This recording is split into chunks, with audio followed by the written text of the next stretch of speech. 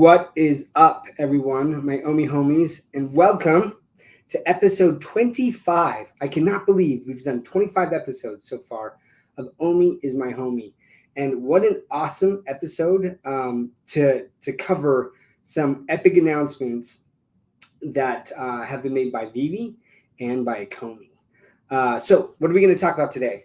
Obviously, VeVe just announced a new co-CEO.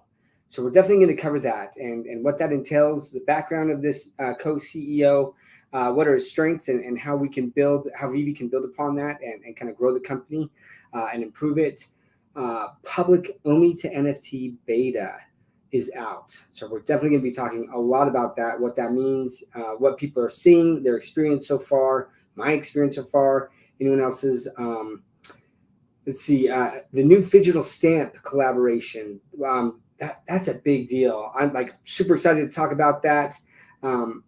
Animated comics, that's been coming up quite a bit. So we're going to talk about other companies that might be doing that, why VeVe hasn't, and if it's possible, and what shape or form would that take? October, what's happening? It's not looking good so far. And let's see, some of the other things we got. Look, October is here, spooky month. Where are all the spooky drops? What's happening there? Speculation on that. The new MCP breakdown. Zuckerberg's the glasses from Meta. Look, there's so much more to cover there. So before I get any more into it, I have to bring on my epic co-hosts with me today, Crypto Rain and the real Randy Chavez. Gentlemen, how are you doing? Fantastic. Awesome. Oh my gosh, I'm so excited to talk about the topics. I didn't even get into some of the other topics that we're definitely going to try to get to. But the first one I wanted to break down. Well, let's kind of shout out who's here so far. Who we seeing? Ian, what's up? I have not seen Alibaba's VR, but we're going to have to talk about that when we talk about Meta glasses. Let's see. Wait, what just happened? We got Vlad saying, "When OMI Moon, I'm ready." We are ready. Potential Human. Shout out Potential Human. Good to see ya. We got Energy in the house. Devo Kyle. Look, I'm excited. We got Booth, VeVe Zombie, Crypto Cosmo. What up? Yeah. Bolshevik. Oh, look at this. I mean, we got like a shout out, personal shout out to the doc. Appreciate that. Bill Gardner says 7th. Which is funny because you always get people who are like, I'm the first to comment, I'm the second to comment. We never get someone who's stoked in announcing that they are the 7th. So shout out to you. Omar, Chago. Wes says it's Downtober. That's I love Wes's optimism. I know. Kumo, what's up? Double Quill, shout out to you. Echoes, what up, fam? The Arcturus, Ed Vasquez. Brock till payday. I like that. I like that name actually. Iron Man. Kumo again saying second day of October. It's not looking so good. Jason Penna. I like Jason, man. Jason's been popping up a lot. I started seeing him a lot more in he just recently joined Crypto Rain's Telegram channel, if I'm not mistaken. So I've seen him comment a few times there.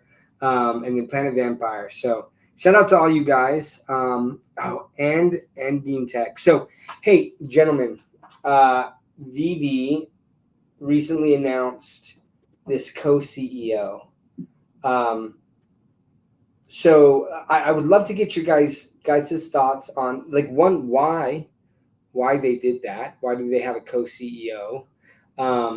Who he is, any background on him, right? And the strengths that he could potentially bring to VeVe. And then he mentioned that he had shares, right? But he didn't say shares in what. So can we talk about that a little bit more? I'd love to get your thoughts. And either one of you want to jump in and go first. I'm going to go dark for a second here. Okay. Go ahead, Randy. Cool. So this stems, I don't want to say this was an issue, but I guess it became a little bit of an issue as time has gone on.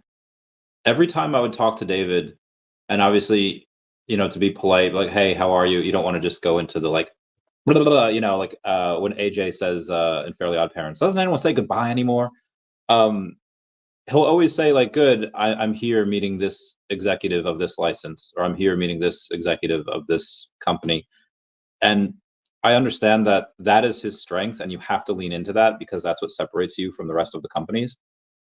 But if you're always traveling and if you're always meeting and you're always doing this, that really doesn't give you any chance to really run the company. It gives you a chance to onboard more people, which is great. That's what you need. Again, that's what separates us from the rest. But it doesn't really give the chance to put out the day-to-day fires, do the day-to-day monotonous of doing really the chores of the business, which a lot of times business owners, they don't really work on the problems that they want to work on. They just work on the problems that they have to work on, putting out fires, or else the company, spells bad news. So doing this will leave David to be able to do that without having to, okay, I'm being up in the air for, 3-4 hours. Then suddenly you're bombarded with like 100 emails because you can't, whatever it is. This will leave David to put his mind 100% at work on those licenses and on these other companies. Because again, you could be in the middle of something really important, or you could have this day where and forget days off. You can't have that. If any of the executives of Disney calls, or Marvel, or Lamborghini, like you have to take that call. Like you have to get back to them at some point. You can't just let them go for 3 days. So yeah, now that he can focus on that, and this CEO, which is he specializes in growing customers. This is insanely bullish. I don't know what he means by shares. I'll ask him that in a couple of weeks when he comes on. But that's kind of my opinion for this. Very, very bullish. How about you, Rain?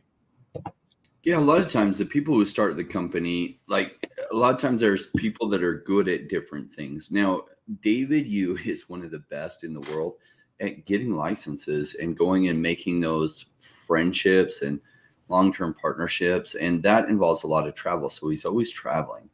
So a co-CEO or somebody there like at the office and able to quickly turn around things. Because I imagine, I don't know how David's been keeping up with his schedule and getting things done. That's incredible. When I'm traveling, I'm way less effective on all my other tasks, and everyone is for the most part. So that's good news for the company to be able to set up to grow tremendously and get more workflow done so it doesn't bottleneck. So I like that a lot. I think that's bullish. I think VeVe's well positioned for this coming bull market. I'm excited. They're making really good moves. They're very focused on what they're doing. And I know the OMI token's been way down and people panic about that. And oh my gosh, it's going down tremendously. That's normal for bear markets. And it's normal for a narrative that hasn't yet pumped. I mean, flow's been going down. A lot of the things in the narrative, Bored Ape, the Ape token has been going down. They kind of run simultaneously. And so it's not out of the norm for it not to be doing well yet. So some people do make the mistake of thinking it hasn't done well yet, so it's never going to do well. I think so. I think this is bullish. We've seen a little bit of movement in OMI. We can talk about that later. But I think the community is excited about this new development because I do think it'll help VeVe really push forward into the future. Per reach. And Doc, you're back. Yeah. Just to kind of piggyback off that, I like, so certain companies will have a president and they will have a separate CEO, right? And those individuals will have different roles in the company depending on the structure of the company. I think it makes perfect sense, honestly, whether you want to call him a co-CEO or the president, but basically kind of like what Randy was saying, someone to do the day-to-day decision making. Sometimes, it can get so hard if David is constantly out there, because what he does best is really connecting with those brands. I've seen him in action. I've seen him at San Diego Comic-Con at Mr. MC1's VeVe fan party, and David was there talking to an artist, and I was just listening to him, and he was just crushing it for the pitch, man. He's got that down, and the artist, who's a big artist, by the way, was just listening very intently to that, and if he's constantly doing that and constantly having to pick up the phone and do that, it can be very difficult to make those day-to-day decisions And I'm wondering if that's what some of the issues were with some of the stalls on things. It's just like one person can only do so much. And so I love that they brought on this co-CEO, and especially his background, right? Like he's coming from working for Binance. So just the global exposure there as he's working with a global company and building that out, right? And just the connections he's made in the space has to be so beneficial in a lot of different ways, but especially for the crypto side of things with OMI. I think that he can offer some substantial insight into things, like how Binance works, how the exchange work, like all of those things. And if he doesn't, he's got connections to people who do know, and he can call them up and ask them. So a lot of just added value from his background coming on to the VeVe C-suite, and I'd love to see that. So super stoked to see that. So people keep saying COO. No, he's the co-CEO. I would like to address that as well. People are making a big deal about titles. Elon Musk made in his I think most recent or one of the recent SEC filings that he had for Twitter, like he put his title as like chief twit or something. Like, so a lot of these things, I don't want to say they don't matter, but a lot of like sometimes they don't matter. But yeah, no, he is co-CEO. I don't know why people maybe it's FUD, maybe it's just a gross misunderstanding of this. People just think that Dan is like gone. It's like, what happened to Dan? Like, he's in the video. Like, I don't understand that. Anyway, no, he's still there. There's a very specific reason why Ben is this position. But as far as people saying like what the title is, again, I don't want to say it doesn't matter, but it's don't read too much into it, is what I'm saying.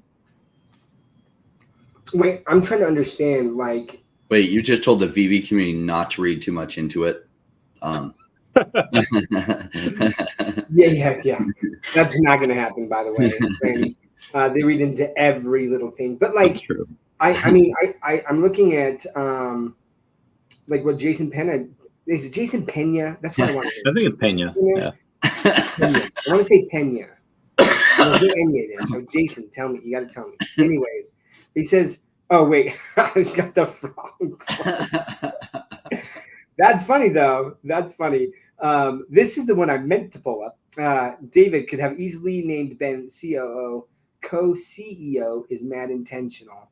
Oh, right? We already have a COO, which is Dan. So. Yeah. They already have a COO, right. So, but he could have been named president. So, like, I do think that there is some intention in naming him co-CEO, where he's sharing the responsibilities of what...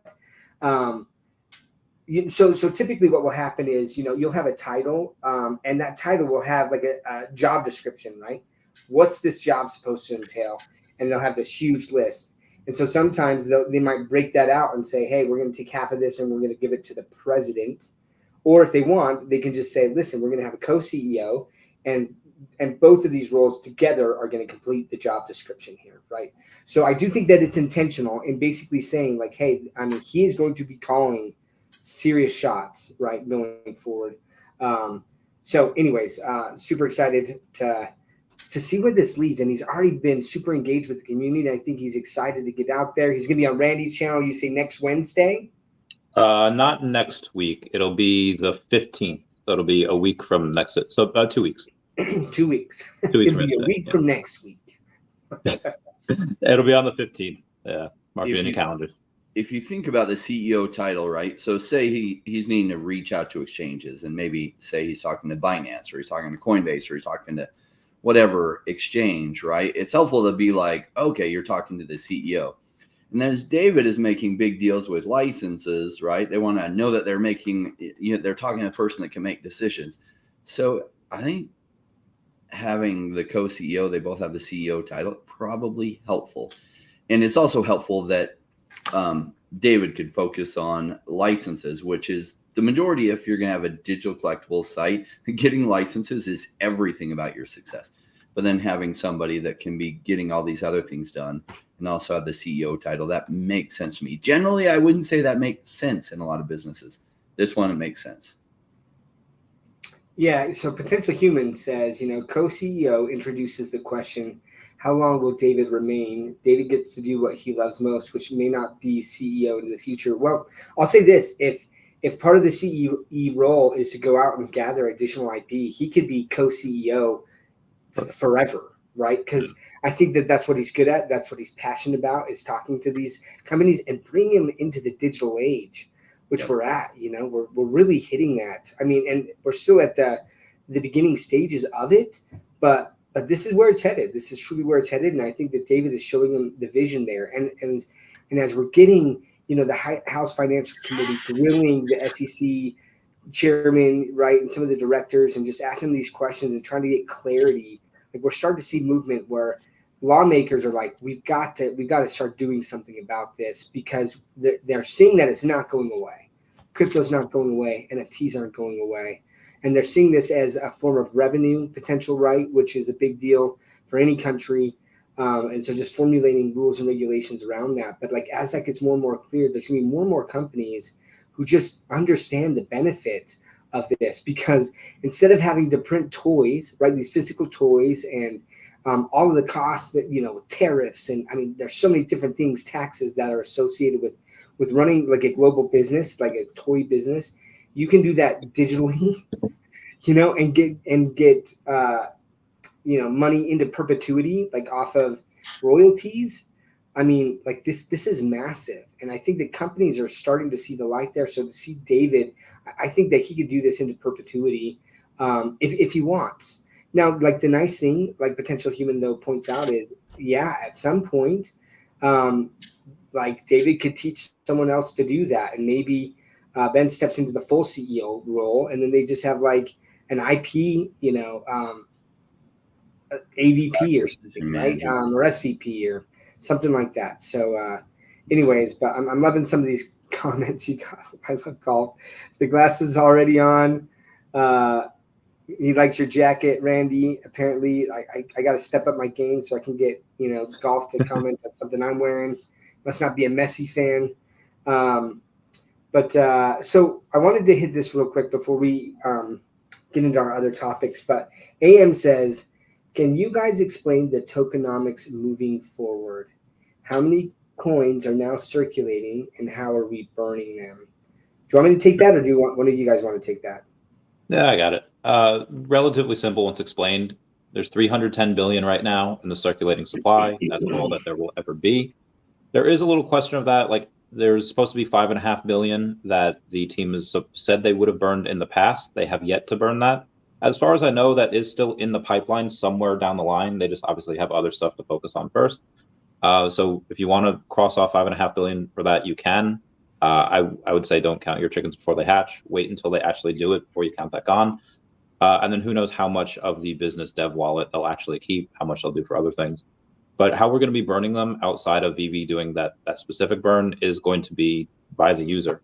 Every time you go in and you pay for something or sell something over on the Stacker app, there'll be like a 2% fee or a 2.5% fee that Stacker uses, a portion of that which goes to the burn. I think they did about 2.5 million OMI burn yesterday. They did 4 million, but like 1.5 million of that was from like all the beta testing. But yesterday, everyone hit the ground running. So from that's where they're going to use the burn. So I just want to clarify something you said, though, and I think it's important for people to understand the way they structured the tokenomics for the burn specifically is that the seller themselves is paying that 2% burn fee.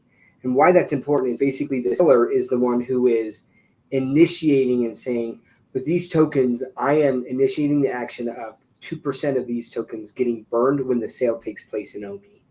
And so it's the consumer themselves who own the tokens who are initiating that burn by buying the collectible on Stacker. So that's a very important distinction for the SEC and that based on the efforts of others prong of the Howey test. What's that, Randy? If I'm not mistaken, I think that was on the buyer. I don't think that's the... Oh, did I say the seller? Did I say the seller? Yeah. I meant the buyer. Sorry, the buyer is the one with the tokens. Sorry, not the seller. The buyer. Yeah. The buyer's the that's one just the buy fee, because if it's from the seller, they're essentially like forced to do that when selling. and that it's makes the it buyer where, for sure. I yeah, misspoke. Like I mixed it too because as I was talking, I was saying they're initiating the token burn because they have the tokens.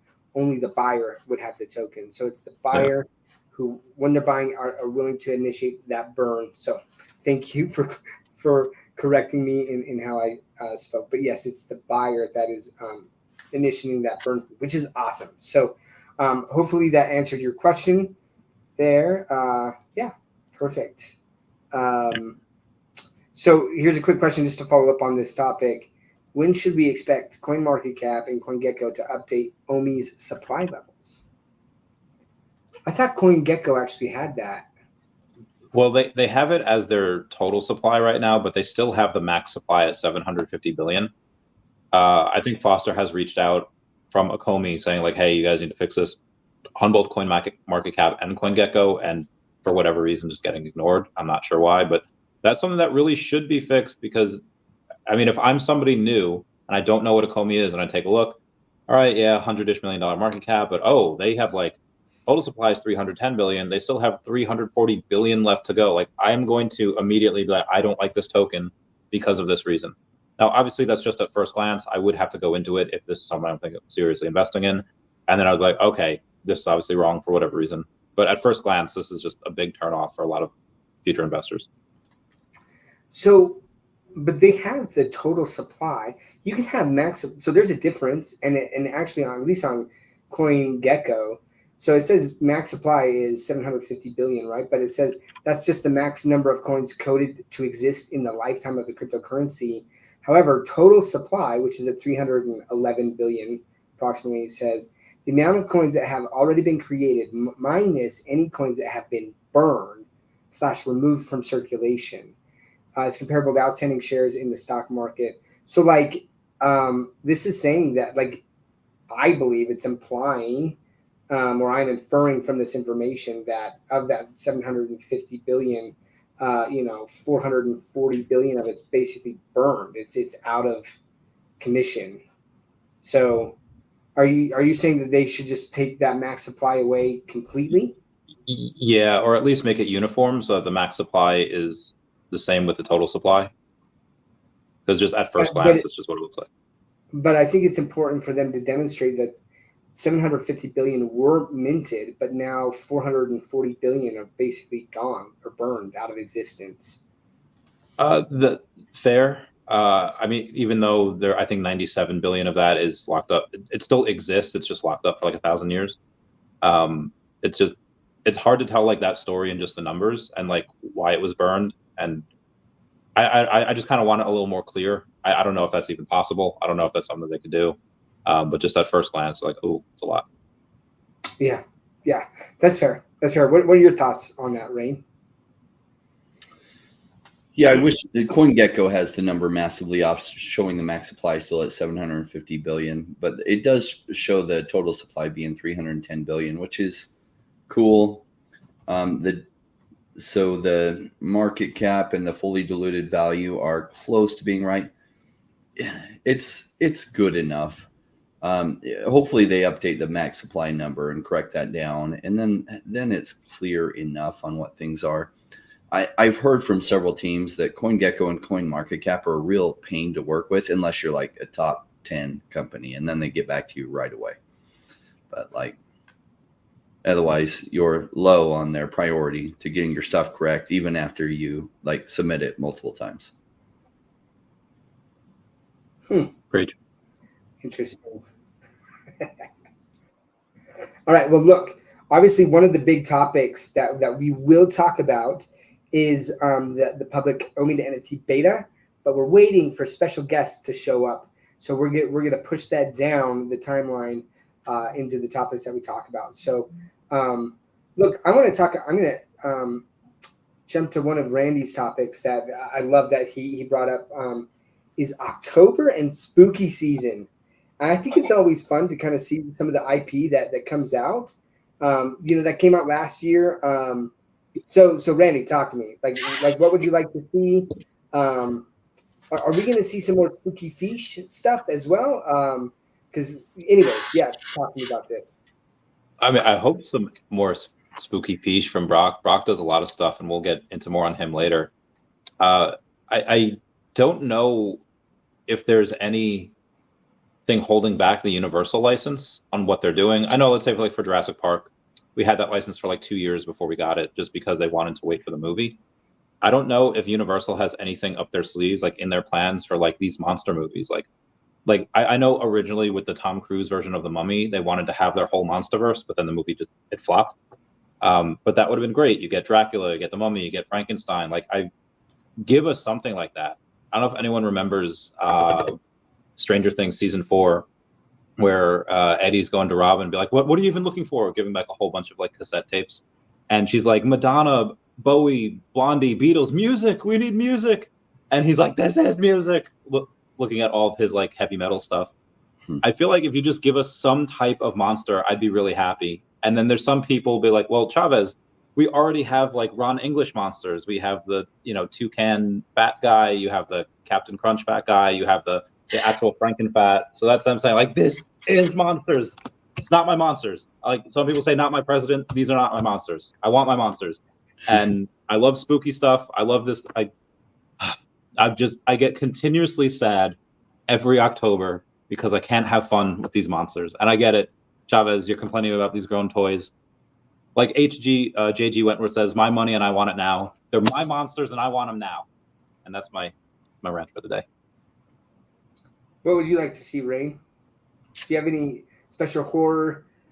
Well, one of the big things I wanted to see was Wolverine, and they delivered on that. So I'm happy. As far as like other things that come out, like, I don't know. I'm just kind of sitting back and just waiting, right? So I didn't expect K-pop to be in there. I didn't expect them to hit out of the park with so many cool comics and this whole like launching new comics as they come out idea. So I guess I haven't put tons of thought into what I'm hoping that they release soon. I'm just like sitting back and enjoying what they're doing and keep watching on the business side on whether I feel like they're making good decisions and the right decisions. And I feel like they are. Like, I'm excited as an investor. And as a collector, like, I have some of my stuff. Some of the stuff I really wanted to see was Batman, Superman, Spider-Man, and they've had those for forever. And then Marvel Comics. Like, so like, I'm pretty content. I don't know. It's all like extra to me. I like how you said Wolverine because I love him too, but he's not a monster. And I get like, remember kind of. Yeah, I mean, he's been a vampire before, so I guess that counts. But if you remember Rocky 2, Adrian has like a stroke or something after she gives birth, and Rocky's like by her side, and Mickey, the trainer, comes in and says, Rock, why don't you do what you did before? That was beautiful. I want to like take VeVe by the hand and be like, remember these Kripkins? Do what you did before. That was beautiful. I love these little guys. But they're not like scary. When you're on the scary side of TikTok and you see these like creepy videos at 2 a.m, that's what I want to feel. I want actual scariness on here. And again, I love these New Jersey Devil Mothman guys. They're filled with lore, but they're like cutesy scary. They're not really scary. I want real scare. So, like, and I'm loving some of the comments right here that we're getting on. You got Cthulhu, that could be huge. A zombie Marvel could be rad. You've got Tall Man from Phantasm with the animated flying killer sphere. Yeah, like, well, yeah, but what about freaking what was it? Midnight? Was it Midnight Cthulhu that Brock was pushing that we're still supposed to get? Yeah. Yeah, man. Is it one of those guys? We have the Cosmic Cthulhu, but yeah, whatever we're supposed to get, we don't have. It's Midnight Chupacabra. That's what it is. Yeah. Midnight Chupacabra. Yeah, but look, someone said Pennywise. Yeah, Justin said Pennywise. I would love to see Pennywise. That would be awesome. Be awesome to see, especially if he's freaking scary. Yeah, exactly. Like, and actually, you know what I would absolutely love is some sort of version of a werewolf, right? Where like, basically Jack Nicholas or something, like a human that's animated, and then like there's a moon that's covered by clouds, and then as the clouds move, then they convert to a werewolf. Oh my gosh, I think that would be a huge hit. a huge hit. So like, what if instead of the moon, because it's hard to then put a whole moon in there, is Sure. if you tap it and he converts, kind of like, the Spider-Man, you can make him backflip and do stuff. So you just tap it and he converts, and then tap it and he converts back. yeah. We could have Definitely. both. I want the moon. I mean, that's the thing, right? I'm like, I'm going big. Like, I'm going to ask for it, and we'll see what happens, right? Like, But if have you we guys seen start that? with that, Rain, then we'll never get the moon. You know what I mean? Have you seen that Star Trek ship and how like big it can get? Like, we can get that with the moon. Like, they've done it before. That Star Trek ship that we have on VeVe, that can get huge, like stadium big. So I feel like we can get the moon, and the But moon then would be. if you have to have the moon in there, it just messes up using it in different scenarios. Because say you have 5 of them, then you have like 5 moons. That doesn't make any sense.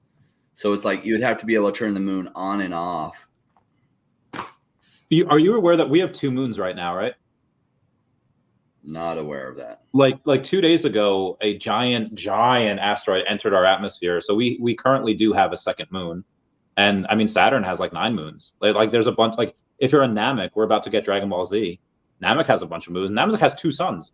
Yeah, So but I it's feel just like if you're trying to make a Um, scene and you have these moons that you're like can't get out of the way and stuff, you're just like, nah, it just complicates it. So like you then have to make the moon turn on and off. And at some point that probably won't be a big deal. They can be like, add the moon in, remove it at a tap and stuff. That complexity level isn't there yet. In the future, I can imagine like you can have little action figures that you can put in a little arena and you can control them and box them. But that might be like 5 or 8 years from now, like where he's going. I'd love to get NASA on here.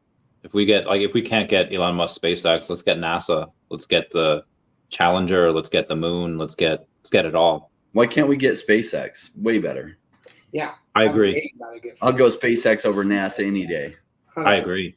I'd love it. But if you get one, then maybe the other might be like, oh, okay, you got them. I'll come on board as well. Yeah. Appreciate you, Wealth Abundance. We heart you. We heart the fan. All the support here. I'm loving this, man. Just like all of these different. See, and that's the thing is that there's so much potential of like IP that's still out there. In so many different genres of things, but horror is definitely one that VeVe could definitely like expand into. And I hope that they kind of work on timing of releases, right? Where we are getting more horror stuff during October, where we are getting a lot of Star Wars stuff in early May, like those type of things. I mean, we could get like The Nightmare Before Christmas would be freaking awesome in like Halloween or Christmas type stuff. Yeah, so many. Well, I do know some important IP that I think they should really add around Christmas time. I think they need a Randy, a Rain, and a Doc NFT or collectible. Yeah, heck yeah. I mean, I'll make sure David's got my phone number so he can reach out to me when they're ready to schedule that. Yeah. You just let us know, Dan, David, Ben. Just let us know when you're ready to discuss the deets on that. Wait, Jupiter has 95 moons? Yeah, I don't know. I didn't fact check that. So, but Kumo's pretty freaking smart, so I'm gonna trust that actually. Yes, I do remember this potential human. The DraftKings did have a collectible Saw horror NFT. And what's his name? What's the Saw's guy's name? With the little squiggly cheeks. I can't think of it. Jigsaw. What's that? Jigsaw.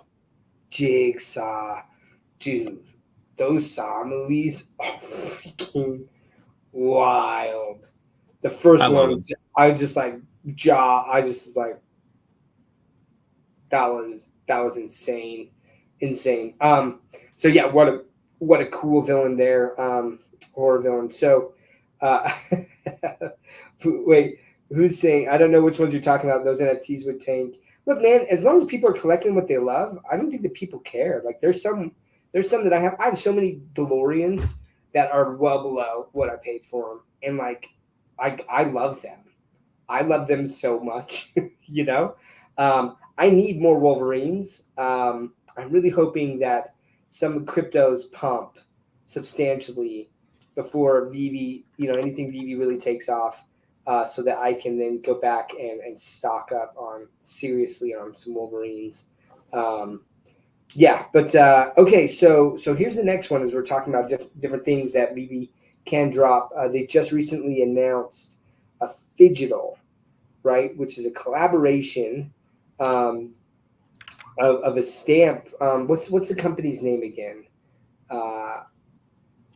It's called a black penny, but I don't know. So do you know what the historical significance of the black penny is?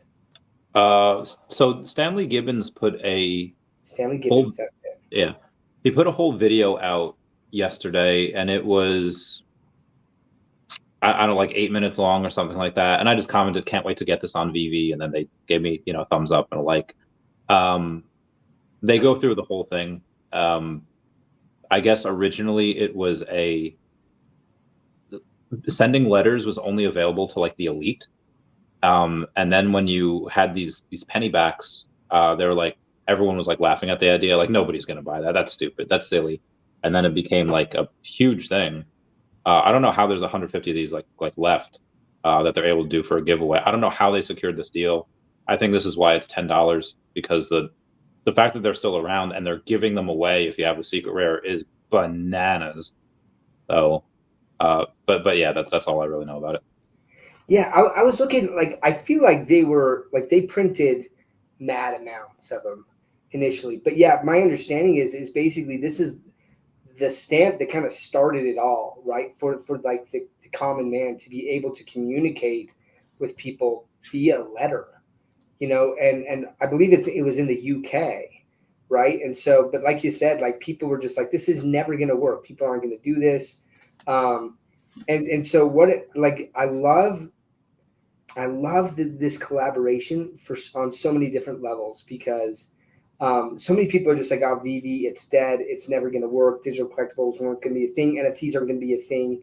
And now they're doing this collaboration with this stamp, right? Kind of like the first stamp that people also said back in the day, this is never going to work.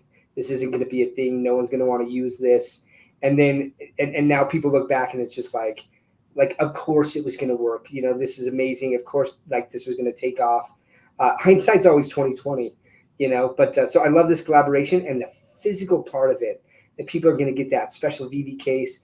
I'm going to try like mad. I think that these are actually going to sell out pretty quickly, to be honest. I would be at $10 a pop, but to be fair, I think that, I was looking on like eBay, I don't know. I think these stamps, depending on condition in general, a single stamp, it's going to go for like $100 to $300, right?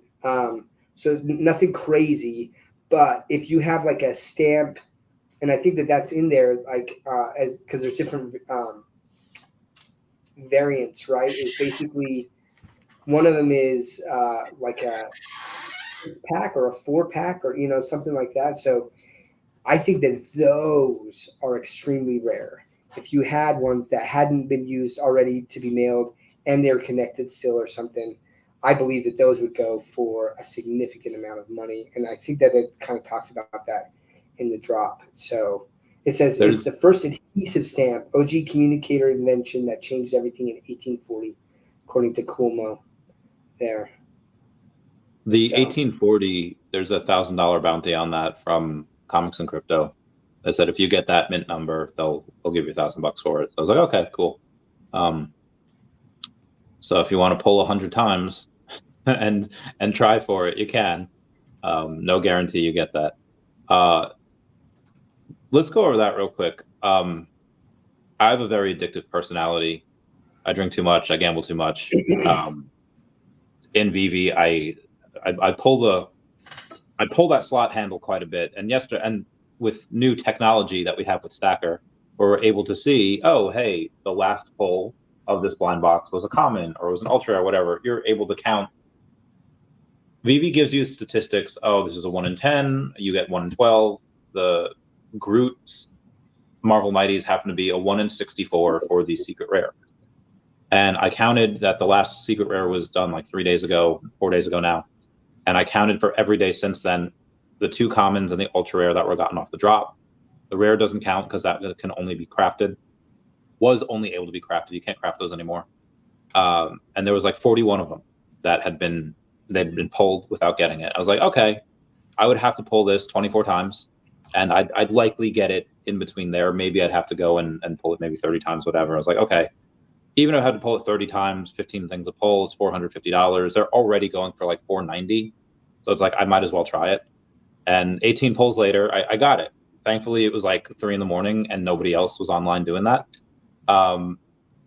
But I feel like people do sometimes. You're like struck, like in the Aliens versus Avengers. There's like a couple people going, it's like, oh, did I get it? Did I get it? And you have to keep on checking, and it's stressful. And does VeVe need to have one of those warning signs like they have on cigarettes, like Surgeon General warning? If you know someone with a gambling problem, please call this number. Because I feel like I'm very close to that edge. I'm like right on that edge. What do you guys think? I mean, look, I'm not gonna say anything because I already told my story last week of freaking like minting an additional 60.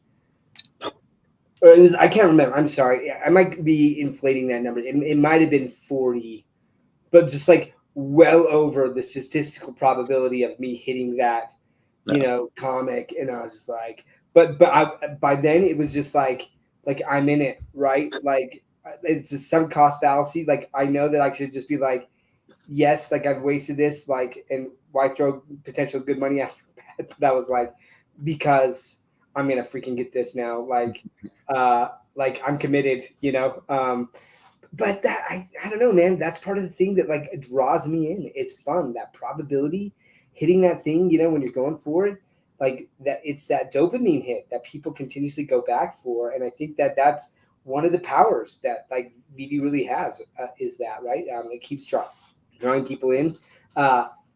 No surgeon warning warranted, in my opinion. There you go. Yeah, there's so it's easy to get lost in the sauce. Thankfully, I already had those gems on there, so I wasn't like digging into the pocketbook every pull. It was like I had the gems on there. So you know what's interesting about the Surgeon General warnings, like on cigarettes, they found when they did some research on this, that when people were addicted to cigarettes, they were addicted to when they would get stressed that they would smoke more. So when they put the Surgeon General warnings, it didn't lead to less sales. It led to more sales. So they were happy to comply. In fact, if you go to Canada, you see the label is huge on the cigarette pack. So they're like, warning, because it increases sales, and it increases smoking because it gets them in a nervous state, and then they smoke to calm their nerves. So it's like, I don't know. Maybe if they put the warning all over the place, it would lead to more impulsive buying. Look, I have to address this. Big A says, by the way, Doc, I'm in Xbox beta for Off the Grid. Have you played yet? I forgot to sign up for the beta. Like as soon as you said that, because I saw like, what's his name? Mustache, Crypto Mustache? Crypto Stash. Crypto Stash, yeah. Like he had posted there, like, and Jesus, Gabriel, I can't remember, Jesus something as well, talked about like, oh, you like Off the Grid is now available on Xbox. Legitimately, I took a 15-minute break and went and tried to like download it on my Xbox. I was like, time out, I'm going, like right then, and tried to do it, and it was like currently not available. And I was like, yo, why would you do that to me? Oh my gosh, guys, I'm so excited to play Off the Grid. I'd love to hear what your take on it is so far, Big A. But we kind of talked about this last week, but Raul Powell has a buddy who's a big gamer, super big influencer and stuff, who's played Off the Grid and said, like, it is phenomenal. And, like, this is going to be the craziest battle royale, like, in the history of gaming, is my understanding. Like, it's going to, like, I can't remember how many people can play at once in this battle royale. I don't know if it's like 800 or something. I mean, just like crazy. You know what I mean? So, and maybe it's 400. I don't know. But what's up, Matt? Good to see you, buddy. Shout out to you. Matt's a freaking rock star. Okay. Oh, yeah. warning, it's bad for your pocketbook, but great for your dopamine, and also just great for your kids, man. Like my kids constantly want to play with my collectibles there. Um, so okay, I want to talk to you about this next topic here. Um, there was this huge debate, and I think it was Rudy. I think it was Rudy and Rain. You went and hung out with Rudy and Tina out like a little while ago, right? And but Rudy was talking about like animated comics because Marvel had this post on X that basically was kind of like an animated version of some of the cells in the comics and stuff. And he's like, man, like how would this be to be like this would be so epic to have this on VeVe. I'd like to get your thoughts on this because we know that DC Comics. Look, I got the first animated comic cover. I got multiple of the first animated comic cover on the blockchain through DC. I think that that's going to potentially be a big deal for people. Could VeVe do number one? Could VeVe do animated covers?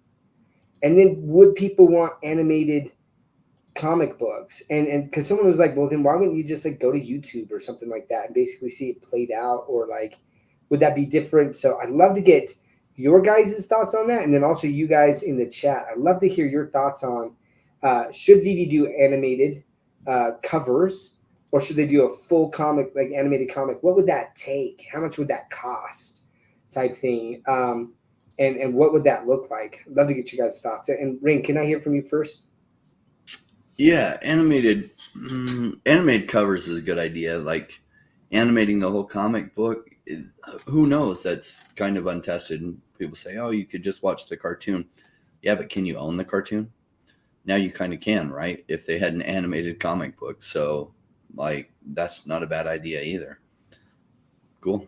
Especially limited edition stuff, right? So what's funny is this idea of ownership being introduced, it will change collecting tremendously. Digital ownership, kind of like the stamp thing you were mentioning earlier. I can just see all the fudders back then. What a stupid idea. Oh my gosh, this little thing that you adhere to, whatever, and you can send. No, like what? And, you know, new technology always faces resistance. I was much younger when the internet became a thing and email, and nobody knew how to do it. I remember all the news stations saying how dumb that was and how it was going to put the post office out of business and how many jobs were going to be lost because of this new dumb idea. Yeah, so digital collectibles is an innovative idea. It makes sense. Like I was thinking, people are like, oh, it's bad for your wallet. Do you know how much money baseball card and football card and basketball card collectors spend on filling their garages full of cards? It's crazy. It is crazy. So now they won't have to fill their garages full of this stuff. They'll be able to fill their vault full of this stuff, which is just easier to store, easier to move. So I think this innovation is going to be a big deal. Animated comics, animated covers. I think that's part of it. What about you, Randy?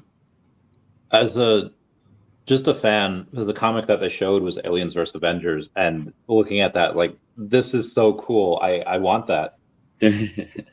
As a consumer, or as somebody that has consumer friends that are relatively frugal, when Aliens vs. Avengers came out and it was like, I think like $11 or something as opposed to like $7, or I'm sorry, it was like $7 as opposed to $5, or like it was like a couple dollars more. A lot of people were like, it made them almost not buy it. Some people did not buy it because of that, even though they were getting double the content. Normal comic books are like 20-ish pages, and this one was like 40-ish. So they got double the content for not double the price. They got it for like 40% more. But if people are complaining about spending like $2 or $3 extra on something they were going to buy anyway, like I really want this, but first, like I'll ignore that for right now. But how much do you think they're going to charge if they have to fully animate a comic? Like at that point, just animate it and make it a show. That would do amazingly well. Not this one. There's only be like a 4-part miniseries because there's only 4 comics of this. But from a business standpoint, it's like, okay, people are already buying this, but they're already balking at the price. You know, it's going to be really hard to justify another price increase for the same amount of content, you are getting more. And then, who has to voice it? Like, it's great if you see them animated, but is it going to be like the old, talkies where they, they just show it and then they show the words, they show talks, is how expensive is that going to get? If they want to do it as a one-off and they want to see like how it does, they're like, okay, how much would this cost us? How much can we make? And again, this is a really good comic. What if they do that with comics that maybe it's just absolute trash? And it's like, okay, we really missed the mark on this. I feel like Disney and Marvel are already not the greatest at making that much money just because Disney Plus is losing money. A lot of the parks are, the movies are not doing as well as they want. If I were them, I'd be a little bit skittish on trying to do it. But again, as a fan, like that'd be heckin' awesome. I would love that. And again, if you want to make it a business, sometimes you have to be first to market, and sometimes you have to, bite that bullet and take that risk. No risk, no reward. No risk, no victory. So, well, so Bill Gardner says, I'm in a project called Eon Rift that did animated comic and covers, and I think it's incredible. I saw that, Bill. I saw that, and I guess that's what sparked it. And I was like, wow, this is actually look really cool. Like I really enjoyed it. So you guys should check that out. Love for you guys to check that out and then circle back and see like what you thought of it. Because I think that with AI now, there's quite a bit of the animation that can be done to really cut down costs on that, right? Potentially. So, but we got some other comments here, right? Where Ozzy says, I really like original, especially for grails. Not a fan of animated covers. I agree with you, right? Keeping those grails, like those older comics, just the way they are. I think that just, I agree with you there. I would think that, this would be something with a new comic, like an Aliens versus Avengers type comic that's just brand new, where they could try that out on. And not mess with something like that's already proven historically to be, highly sought after and revered. You don't want to mess with that. So Double Quill says animated might be a bit much, a bit gaudy looking. Yeah, it depends. Like, I don't know. Like, I really liked the DC animated covers. Some of them I was like, meh. But others I was like, that's actually like pretty dope, And it's pretty simple animation. It's nothing big. So anyways, just an interesting topic that like I just wanted to cover and get you guys' thoughts on. And I do challenge you guys if you find time to look at Eon Rift and look at those animated comics, because I was like, it's pretty freaking cool. Can we get to the comment that talks about AI? I think it's like just below this or two below this. So it wouldn't animate. So that is something that they could do. They might. And there might be some strife about that where people are like, oh, they're taking jobs away from really good animators. Like, fair point. But, the perk of working with AI is that it doesn't sleep. It can't be bribed. And you could work it 24/7. Don't have to pay it overtime. And it does what you want with relative ease, with relative accuracy. And it can work so quick. That is a good point there. If they're going to animate it, they could have most of the stuff done by AI, and then they could have an animator do the finishing touches. I wasn't even thinking about that. I think it was Grok or something recently that there was a student that took notes in this college classroom or whatever, uploaded it into Grok, and then they made it like a 10-minute podcast. And it's like, this will change studying. This has changed studying in colleges now. It's insane. Sorry. You were saying? Yeah. So I I laughed when I read this. Maybe animate the uncommon, and it will no longer be the most hated rarity comic.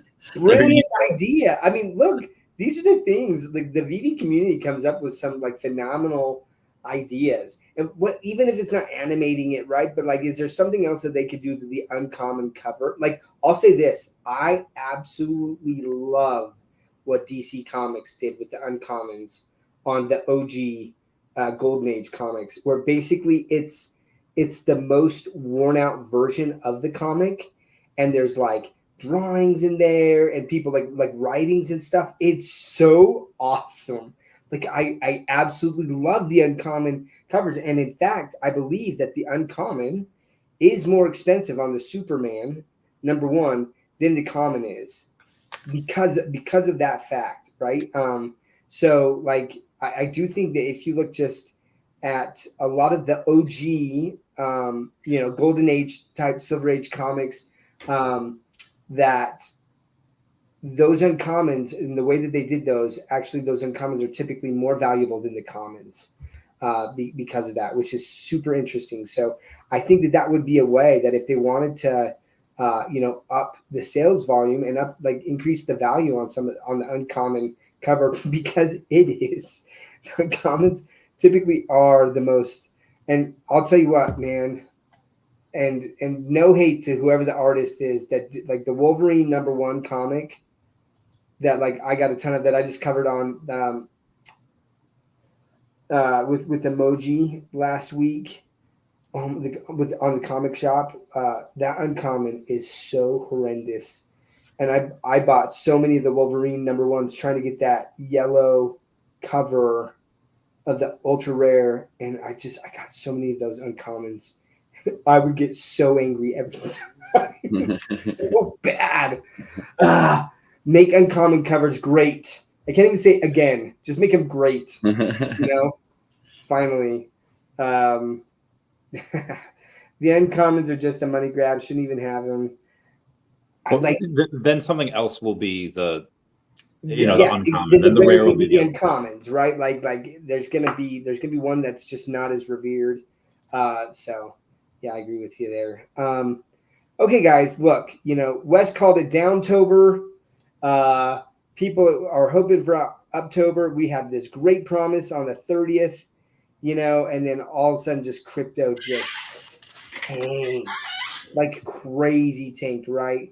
So I would love, we've been talking about these things, and actually I'm waiting for, and they might just jump in, our special guest. So, but let's just start talking about crypto in general in October. And I think that's going to lead us into OMI and then with our special guest. So let's go from there. I did want to talk about crypto tanking. You're talking about the last 2 days where crypto's tanked? Yeah. So Paul, in the episode earlier with Paul, he brought up a good point, right? So he's a little bit closer to this than we are, but basically massive strike and problems between Israel and Iran. And over there in the UK, they're worried about like World War III happening and watching it. And usually when that happens, the market really tanks. But the stock market went down a little bit. The crypto market went down a little bit. And he said this is actually a very bullish sign that the market wants to take off and do well, because usually you see a much bigger decrease when an event like this happens. And that says that people are in a bullish mood. I was like, that's some good context. I hadn't thought of that. Yeah, that thinking behind it. Fascinating. I'll say for me, I'm still bullish. Like I've seen these prices and I'm like, yeah, look, obviously there's some world events that recently took place that I think really were the catalyst for, this kind of bearish like sentiment.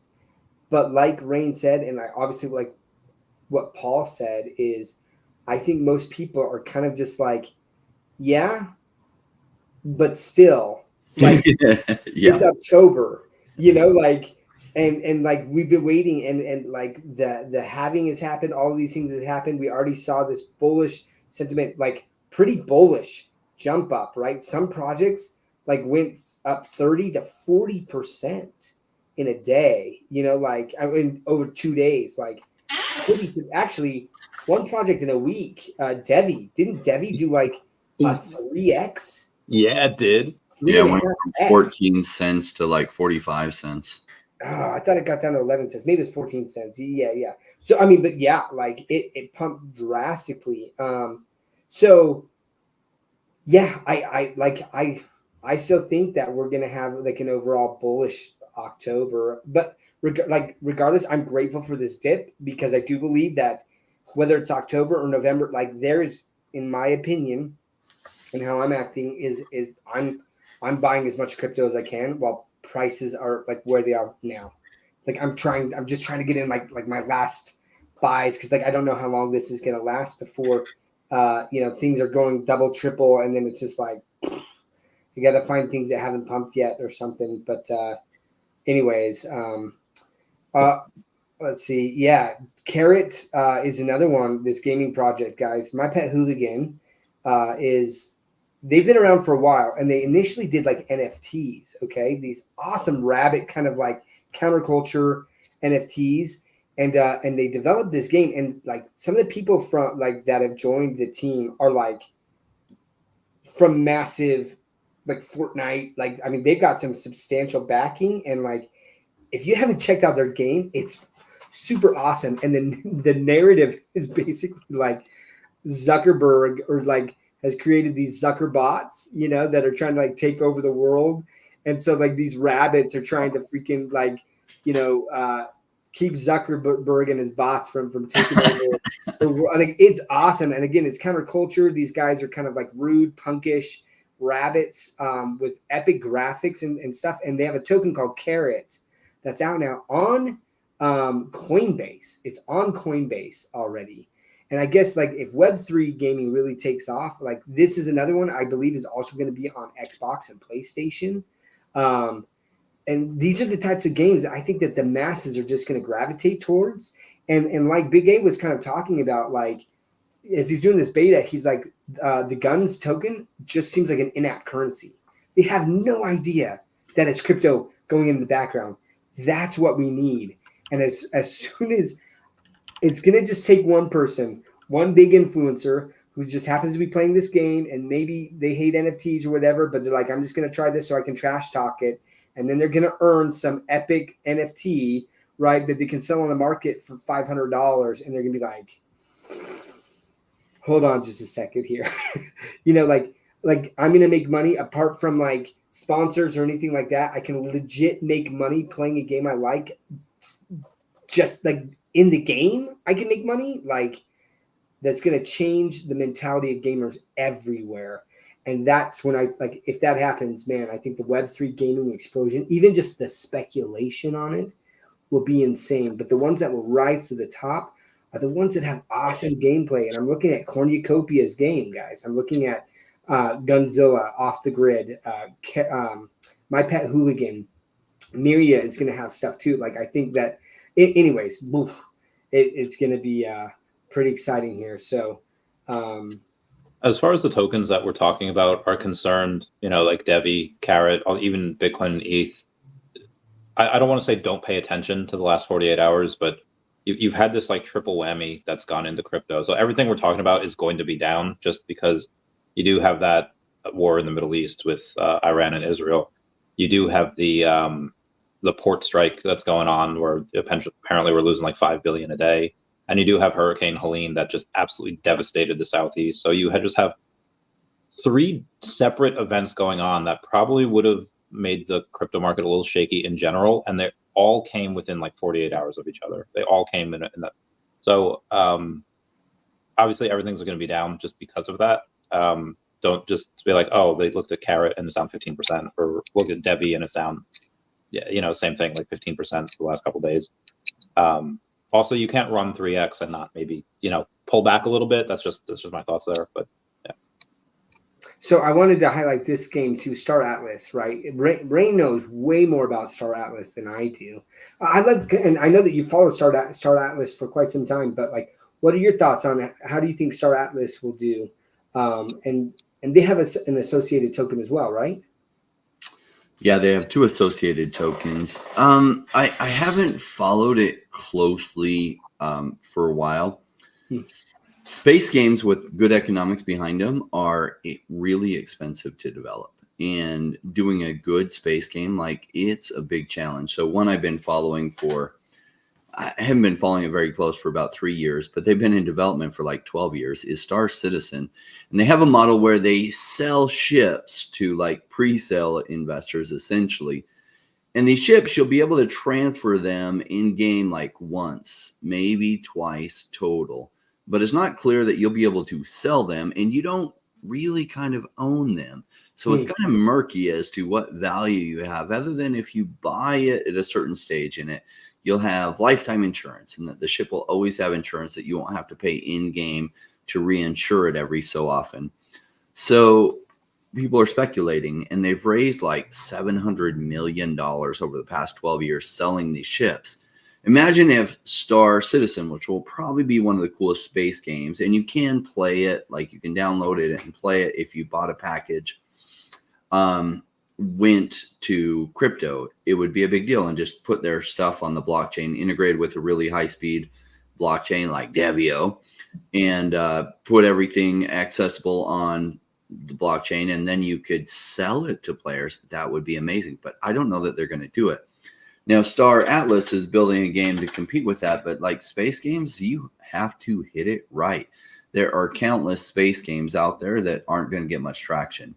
So having said that, will their game be amazing? I don't know. I don't know.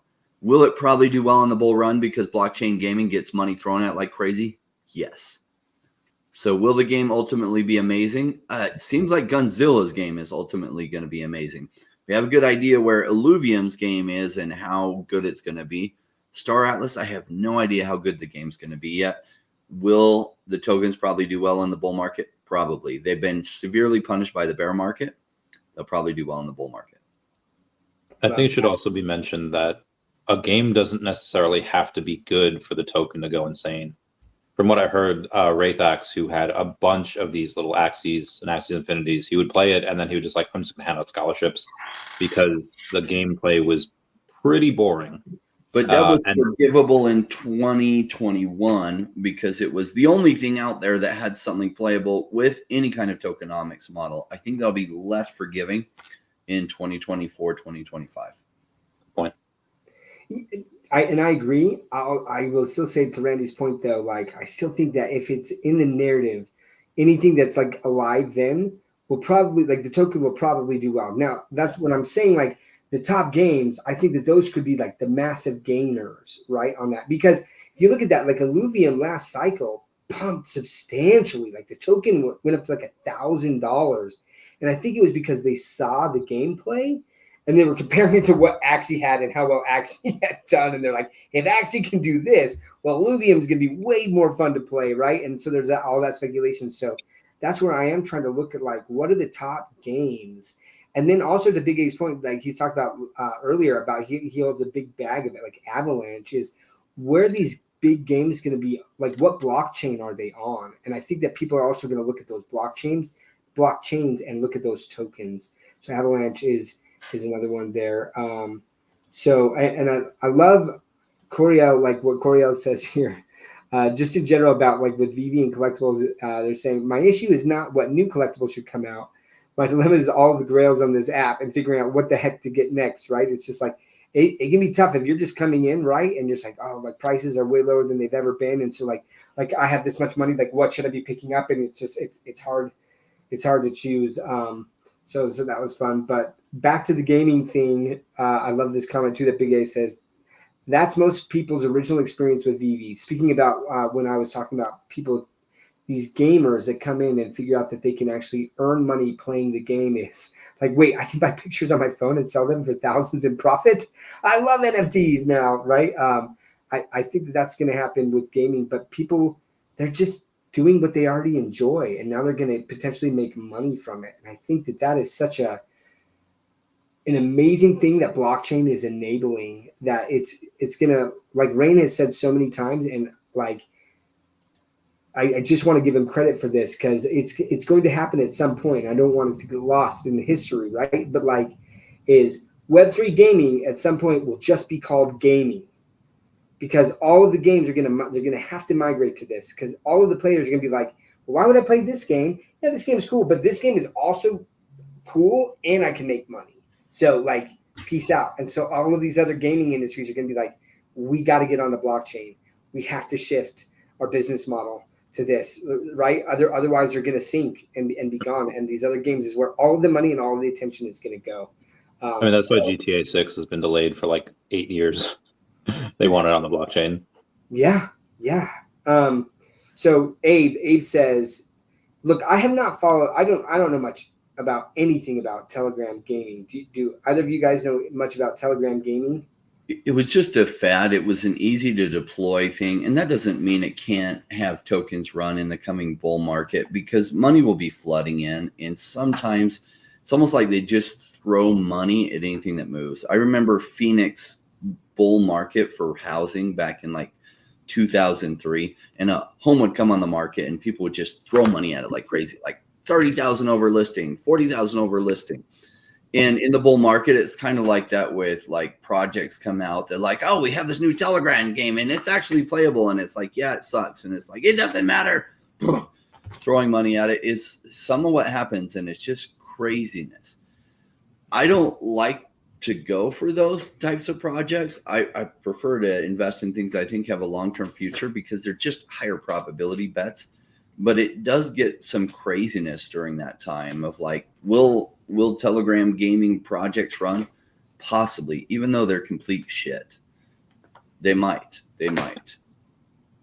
There's I think the Meme Alliance has a Telegram game coming out. The cat is the first cat character in there. I thought that was cool. I don't know if you would consider this Telegram game in chat, but they talked about it a lot. It is the Bored Ape game that came out where it's called Poo Dash or Dookie Dash, where you're a bored ape and you're on this like little thing in a sewer, and it's pretty fun, not gonna lie. And if you're in like the top 250 or the top 100 or something like that, you get like $1,000 of ape coin, after like 90 days or so. I was playing it for like a couple hours one day, and it was like too much. I was like, I'm not gonna keep this up. You could do it, but you'd have to play for like hours and hours a day, and for $1,000 just not worth it. So Crypto Cosmo, who's been on the show, his son has been playing this, and the last I heard, he was in the top 250, and I believe that the top 250 are going to be entered into a tournament where they can potentially like earn even more. So I'll have to talk to him about that and follow up, and like I don't know much about that. But yeah, like there's all sorts of look at this. There he is, right? His son is in the top 250 in Dookie Dash. He says Rookie Dash, but I think that Dookie Dash there. So Cosmo, man, I'm gonna have to reach out to you, buddy, and chat about like or even just in the chat if you can say kind of like in the top 250, isn't there like a tournament, and then like what do the winnings go up to there? But Big A had a comment on TG Gaming. He says it's a niche. It's overloaded with bots. Not worth it. He said he played Hamster a Combat for 3 months, just a few minutes a day, got $21. Listen, I play Marvel Snap probably more than that every day, and I get nothing. In fact, I pay. So like, there might be something to this. You know what I mean? Like $21 is better than $0, which is what I got. But anyways, super fun. I do not believe US that you are number 2 on Dookie. I do not believe that. So prove it. Because I've seen like, so the crazy thing is I don't know if you guys remember this, but Bored Ape had done this Dookie Dash competition like originally, but you had to like have a Bored Ape to get like a key, and the key allowed you to play the game or something, right? But then the prize for the top player was was this special key or something. I don't remember what they won, but they won something, an NFT. And this player who used to be on what is it? What's that? Is it Twitch? Twitch streaming? He was a Twitch streamer, played games, right? But he kind of got burned out. Like he was a top player on Twitch and did all these tournaments and stuff, and he kind of got burned out. But then he took like first and third and fifth or something like this in this game, got the top NFT, and was able to sell that Bored Ape NFT for like millions of dollars, which is wild. So anyways, it would be interesting to see. So he says, first release of Dookie Dash was to improve rarity of free airdrop, get someone's drop to top 250. Getting someone's drop to $250 would have easily made your son 10K plus. I don't know what that means. Someone's drop to top 250. I guess that was the first iteration of it, and this is just a follow-up. Let's see. Crypto Cosmo says top 250 in season 1 get entered into the season 1 tournament.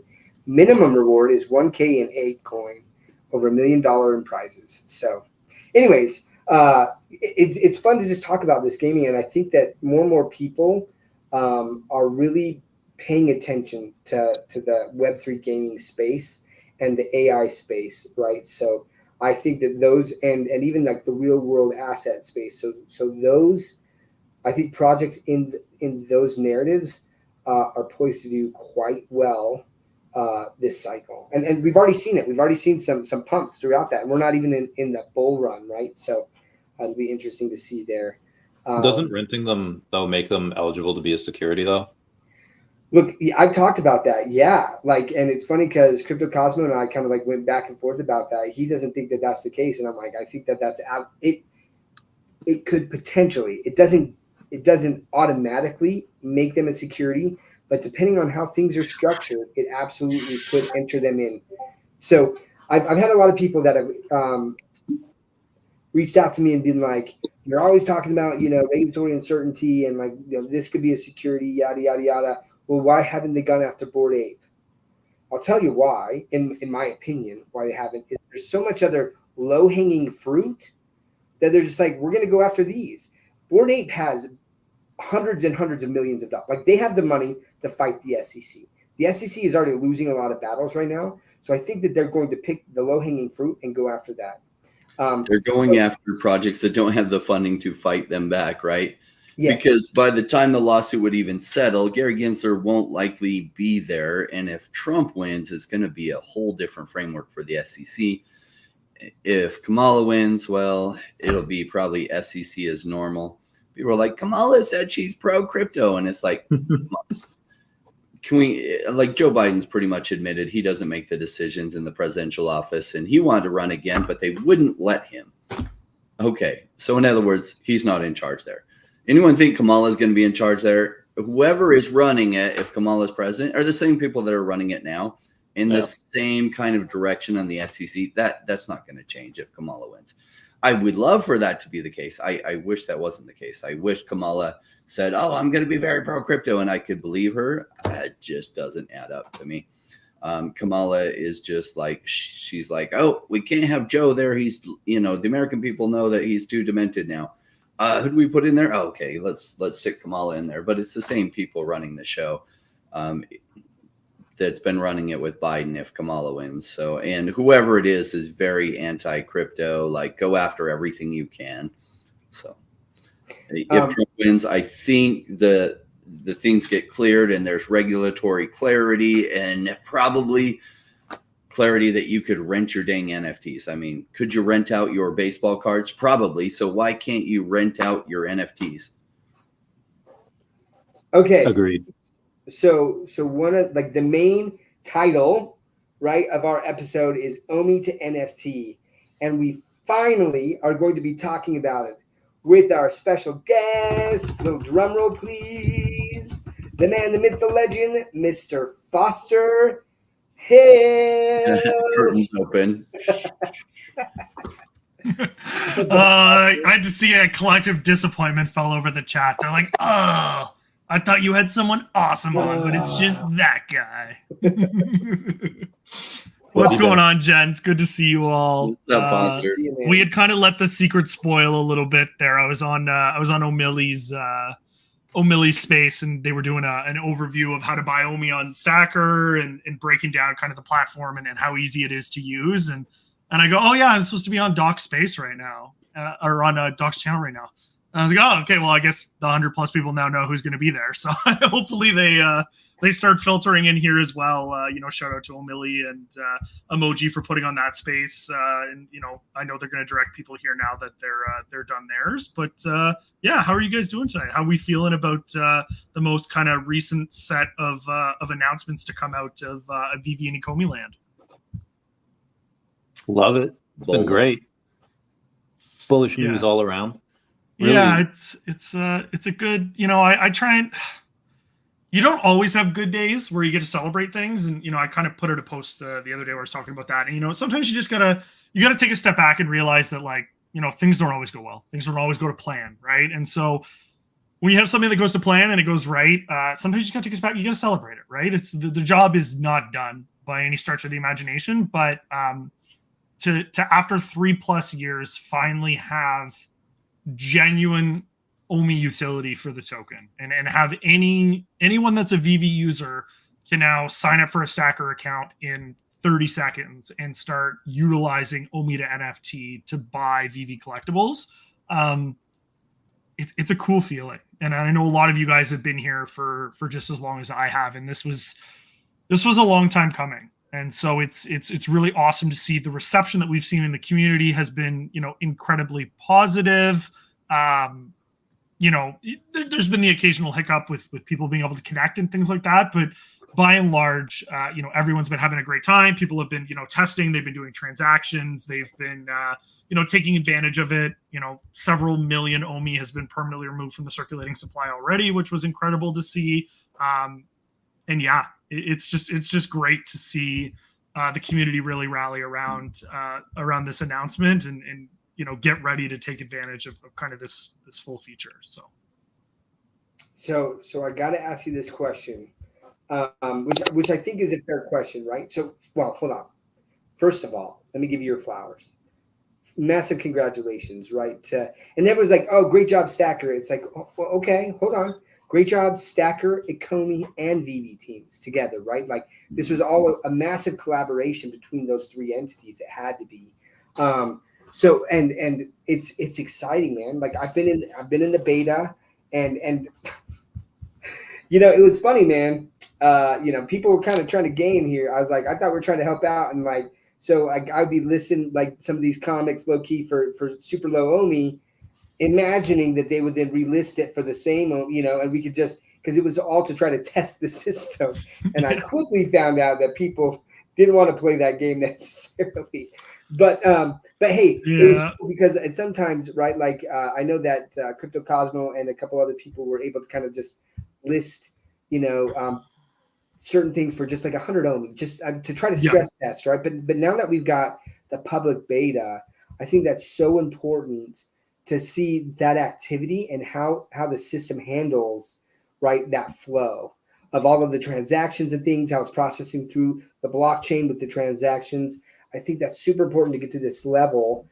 And so this question here, right, is when Disney for OMI to NFT, right? So right now there's a limited amount of IPs that are doing the beta testing.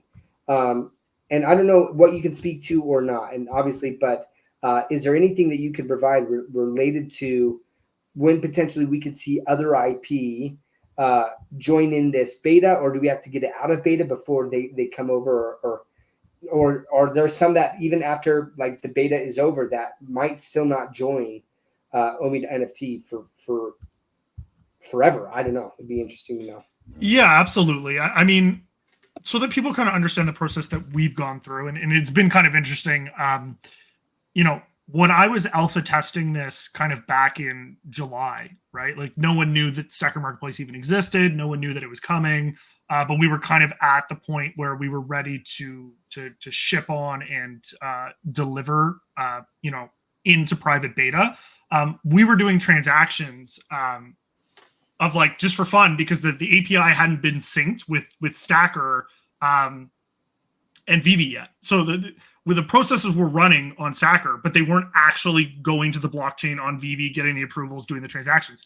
So Dr. Profit and I were having some fun testing it, and we were listing like secret rare miles for like 10 OMI and like all these fun things that are like the most expensive collectibles because we knew it wasn't gonna go through. But it shows in my transaction history that I was doing all these things because it still shows the transaction history. So it went live at one point, and then we were transacting back and forth in private beta, but before the private beta group had even been invited into the private beta group.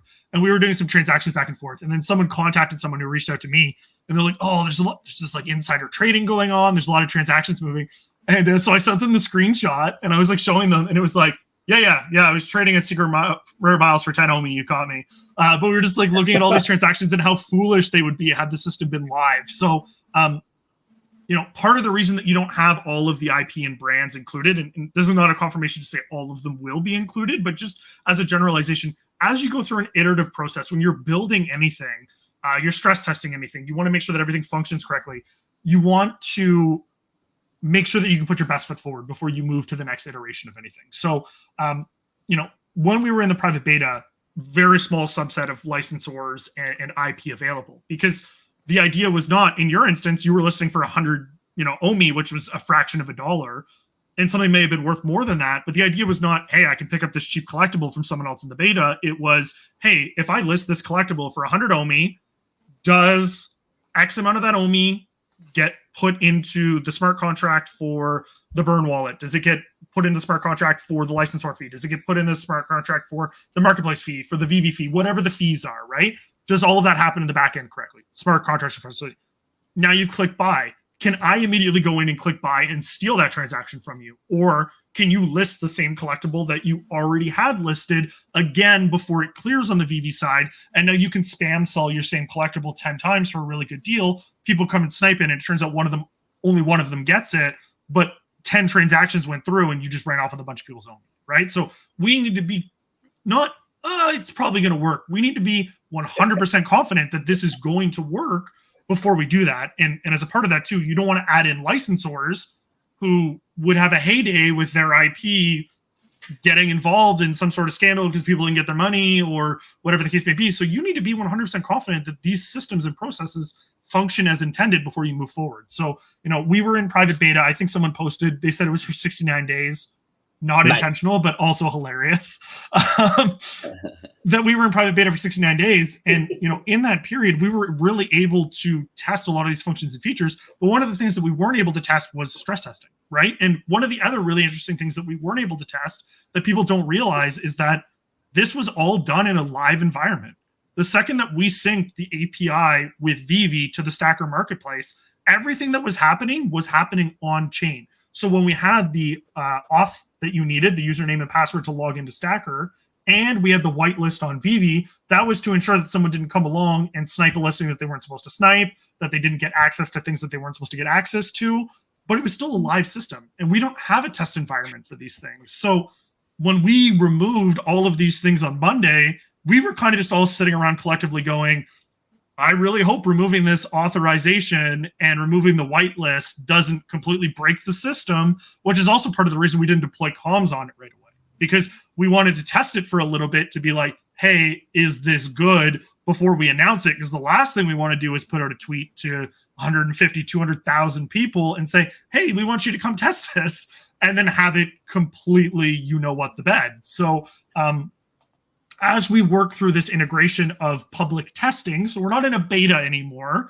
but we're public testing. So now it's available to everyone, but it's a test, right? So do issues still happen in tests? Absolutely. So how do we figure out what issues people are having? And some people have been having issues syncing their VeVe account with Stacker. They've had issues linking them.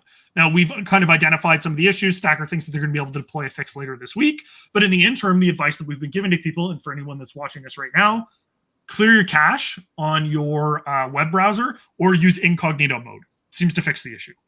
Other major issue people have been having is, for whatever reason, sometimes the wallet, the Stacker embedded privy wallet, doesn't load. Refresh the web page, fixes it. Those are the main two issues that they've been having. Teams are working on it. I'm confident they'll have it resolved. But you never know what it's going to look like, right? I was literally sitting there all day going, what am I going to say when it's live for 30 minutes and then goes down for 48 hours because the whole thing just exploded, right? So thankfully, I think it went down for about an hour overnight on Monday night, like 4 a.m. EST. Don't even really think anyone noticed, to be honest, at least not that I saw comment-wise. But the really cool thing now is, like, if anyone's watching this stream right now live, you can literally go to the Test24 website, sign up for a Stacker account if you don't already have one, or if you already have one, log in and actually make transactions with OMI, which is, it's just a surreal feeling to be at this point. And so will we see more IP added? Will we see more brands added? Absolutely. But we want to get to a point where we don't have to go, hey, there's a 50-50 chance that this isn't going to crap the bed in the next 24 hours. It's going to be running the whole time, and we can be confident of that. And then once we've seen that the smart contracts are facilitating things correctly, once we've stressed and load tested it further, once we've worked out some of the edge cases that people have been experiencing and identifying to the teams, then we can feel more comfortable moving forward with, all right, let's roll in additional brands and IPs that may get more traction or eyes associated with them to make sure that when those people are coming in for those experiences, they're getting the best possible experience that they can, because you only get one chance to make a good first impression. So if we roll out everything all at once and then it doesn't work, people aren't going to come back and use it. So what I heard from that is probably 2 weeks, and then we'll get Disney. NFT. That you heard whatever you wanted to hear, buddy. I'm not barking up that tree, but no, like I said, we want to make Stacker an accessible platform for people, but we also want to make it a platform that people want to utilize, right? So if only 5% of the brands and IP are on Stacker, then people aren't going to utilize it, right? So we're cognizant of that. We're aware of that. Everyone up to and including David, Ben, and Dan are aware of that. So they've been working hard to make arrangements and agreements with as many licensors as they can to make sure that they are included in this. But like I said, we're just doing our due diligence to make sure that everything is functioning the way that it should before we integrate that further.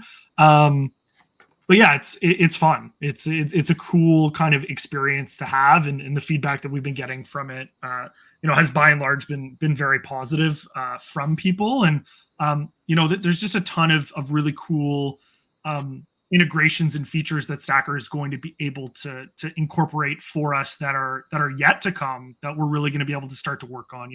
Fiat onboarding options, the ability to bridge your OMI from your IMX wallet to VeVe wallet with one click, social integrations and things that they're working on, leaderboards, and all these different things that are maybe not day one priorities, because you need to make sure the whole system functions and doesn't just completely shut off on you. But Stacker's even added in a ton of great social and security features, like everything so far as having passkey protection for your Stacker account, being able to export your Privy wallet so that you can remove it from the platform if you want, being able to hide or include your name from leaderboards or from transactions, being able to see the floor price relative to VeVe collections when you're browsing the Stacker platform, being able to see OMI listings on the VeVe web app.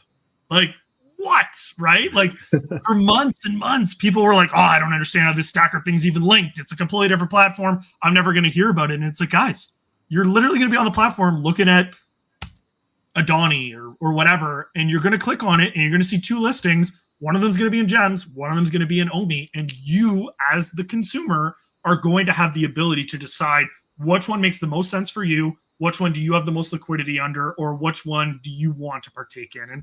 And whether it's the benefits of the saving on the 10% cash out as a seller on the OMI side, or whether it's specific drop rewards that you may earn for utilizing OMI, whether it's exclusive OMI only drops that you could eventually get access to, whether it's additional MCP points that we can give out, whether exclusive accessories. Like, we have an entire rewards program that can be built out around having self-custody OMI. You don't even have to have it on the VeVe app. You can retain control of the keys to your crypto while still actively being rewarded on the platform, which is just, it's going to be a really, really awesome system. And this was kind of the foundational level that needed to exist before it could get built upon. But I mean, just having this here now, like I said, after such a long period of time, and the patience, the incredible patience that the community has shown, it's just, it's hard not to smile and be excited. So I have to show this comment, but before I do, I have to give the context again, where you were explaining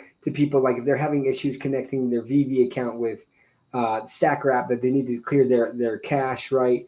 And Slider's saying, listen, VeVe's already cleared out all of my cache. I thought that was great. Hey, I wanted to address a question here. Shout out to Mo Collections, constantly supporting the channel. And he says, how will this process through Stacker be considered compliant with SEC, right? Because I think that there's some people, one, who are just like, oh, OMI, like VeVe's ditching OMI, right? Like, they're completely kicking it out of the app. They want it separate. They want nothing to do with OMI. And I'm like, come on now, right? Like I mean, yeah. To a certain extent, like, are they clearing, like, the use of OMI off of the VeVe app? Sure. But do they want nothing to do with OMI? No. OMI token is a utility token for VeVe, right? Like, so But why? Why is this on Stacker? Like, how is this compliant? Or we've talked about this a little bit, but for Mo, who maybe hasn't heard, like when we've discussed this before, why do you think that this will be considered compliant with the SEC? Absolutely. So I want to pose a question to Mo and then answer my own question.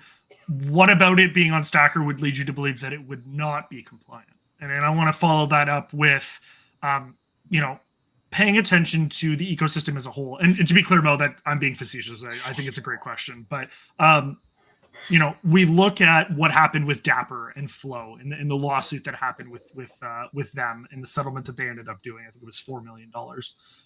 And then we look at a lot of the licensed digital collectible ecosystems that exist. So whether it be Cryptoys or McFarlane as an example, they all use third-party marketplaces. And the reason behind that is, well, one of the reasons anyways, is we want you to have security of your assets, right? And this stems from regulations that haven't even necessarily been introduced yet, but are likely to come as a byproduct of things like FTX, where you had them being the issuer of a token, the medium of exchange, and the exchange partner when it came to Alameda Research as an example, right? So by having your OMI in your own self-custody wallet, you provide yourself that security and assurance that you control your assets. And by having collectibles available on a third-party marketplace like Stacker, you're also ensuring that VeVe is not the end-all to be-all in all of this, right? So by having your own custody of your tokens, by completing the transaction on a third-party medium marketplace, you're ensuring compliance by just operating as a business should, right? Like you're giving the consumer choices as to where they want to purchase things. You want to purchase something on VeVe, purchase something on VeVe. You want to purchase something on Stacker, purchase something on Stacker.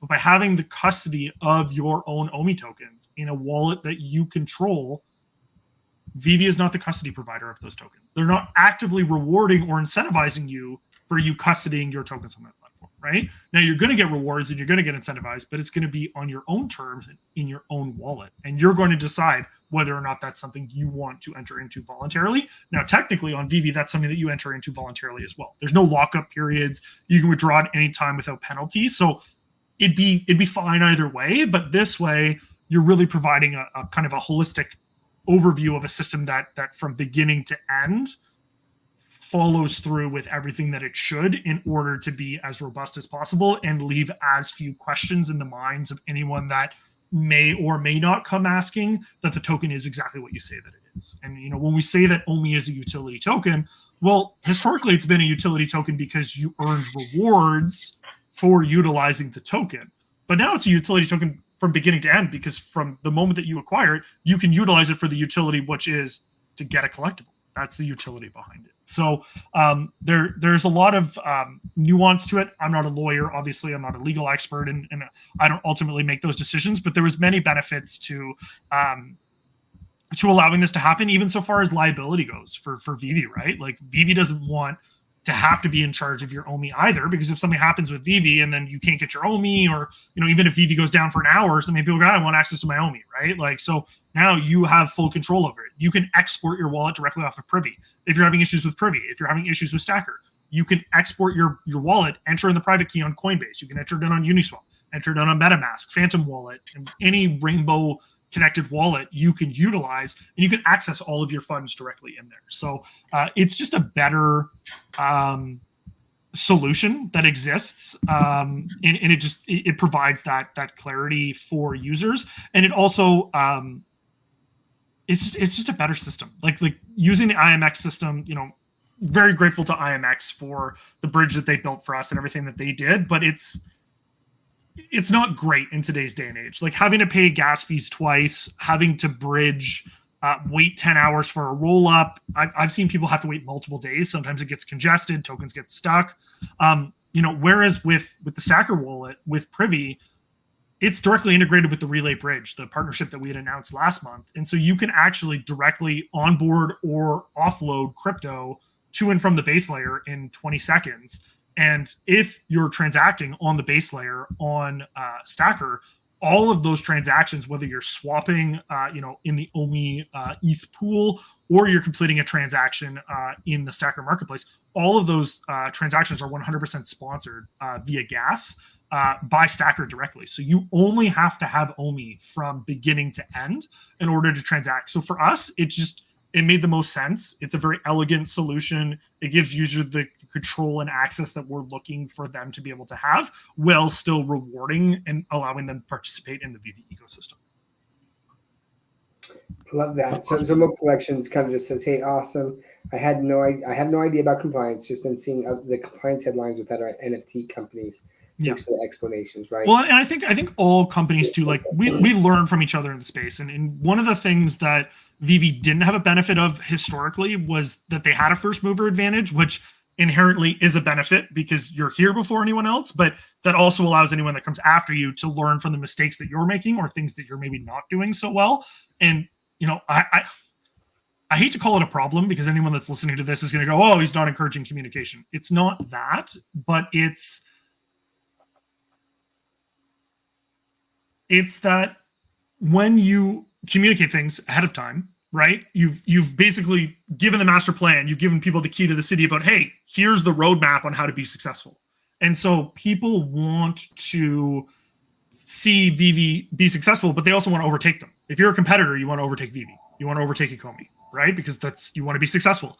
But if you don't know what the person's next move is, then you don't get the benefit of watching it. And then one day you just wake up and you go, "Oh, they changed the game."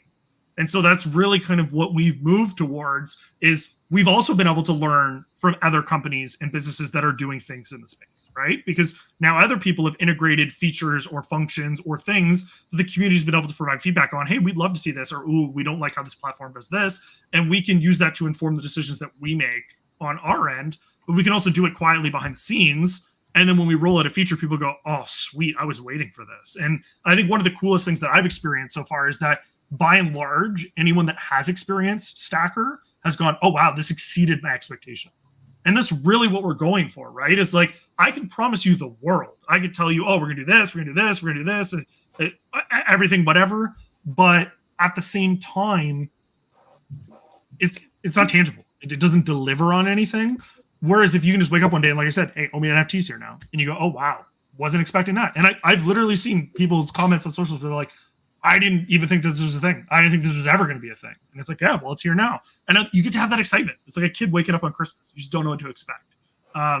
So that's exciting. And I hope to be able to deliver on more of those feelings for people moving forward as well. So go ahead. Well, Randy, check the private chat real quick. In the meantime, look, like here's the other thing that I'm super excited about, right? People, like, there are whales out there. I made a tweet where there was a couple of collectibles that I was trying to list on the VeVe app and just like weren't moving, and then I actually listed them for OMI, and they got bought up like immediately. And that's the thing, is I do think that there's people with like a lot of OMI that are just like, "Look, I put a lot of money into OMI. I'm just going to chill with it." And, but man, if there's some collectibles that hit and I can use my OMI to buy them, like Spider-Man Secret Rares, I think that we're going to actually see some pretty massive sales of some of those OG collectibles. So it'll be very interesting to see there. So again, in 2 weeks when that happens, it'll be really exciting.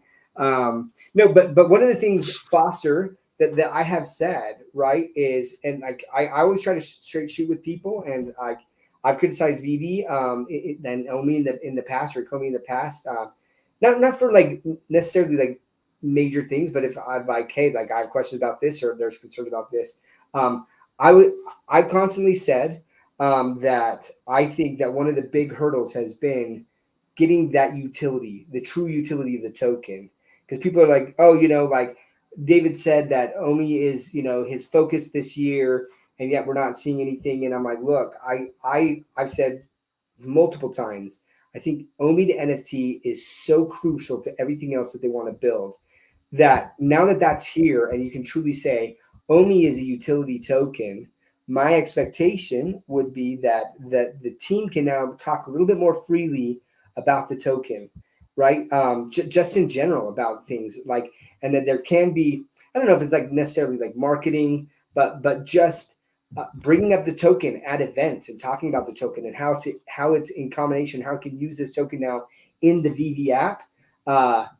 I guess I can't see any other roadblocks now that this has been released.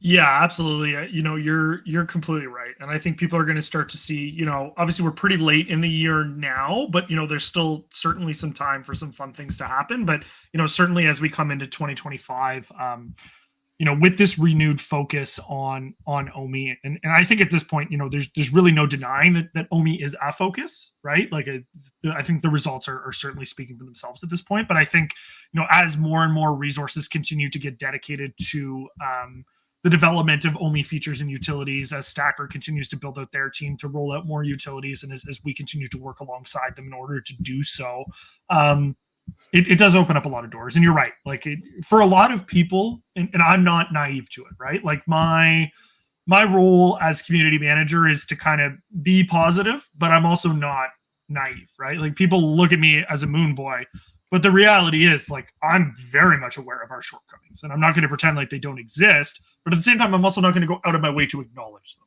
right? Because what's the purpose of that, right? Like you don't need to see me being negative, but if I'm being quiet, it's because there's nothing to talk about, and now I have stuff to talk about, right? So now you can get excited because there's only so many times that I can tell people, hey, you have VeVe you have OMI in the VeVe app. You can earn bonus MCP points, and people go, well, I don't care about MCP points. Okay, well, what do you tell them at that point, right? Well, you can earn bronze tickets. Well, what can you do with bronze tickets? Well, you can get more MCP points. Okay, don't care about that either. Okay, fair. Exclusive airdrop. Oh, okay. Well, I just put my OMI on this season. Oh, yeah. I like the airdrop. We're not doing that. We're not doing that this season. Just saying. Oh, okay.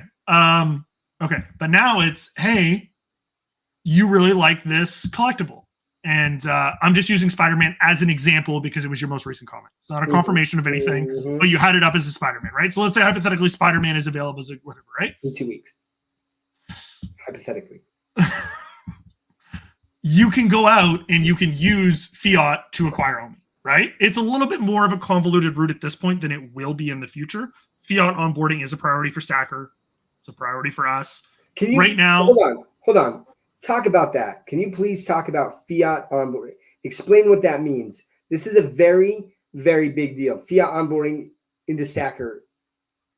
Like, why are you looking confused? What are you talking about? Did I say that? Fiat onboarding? No.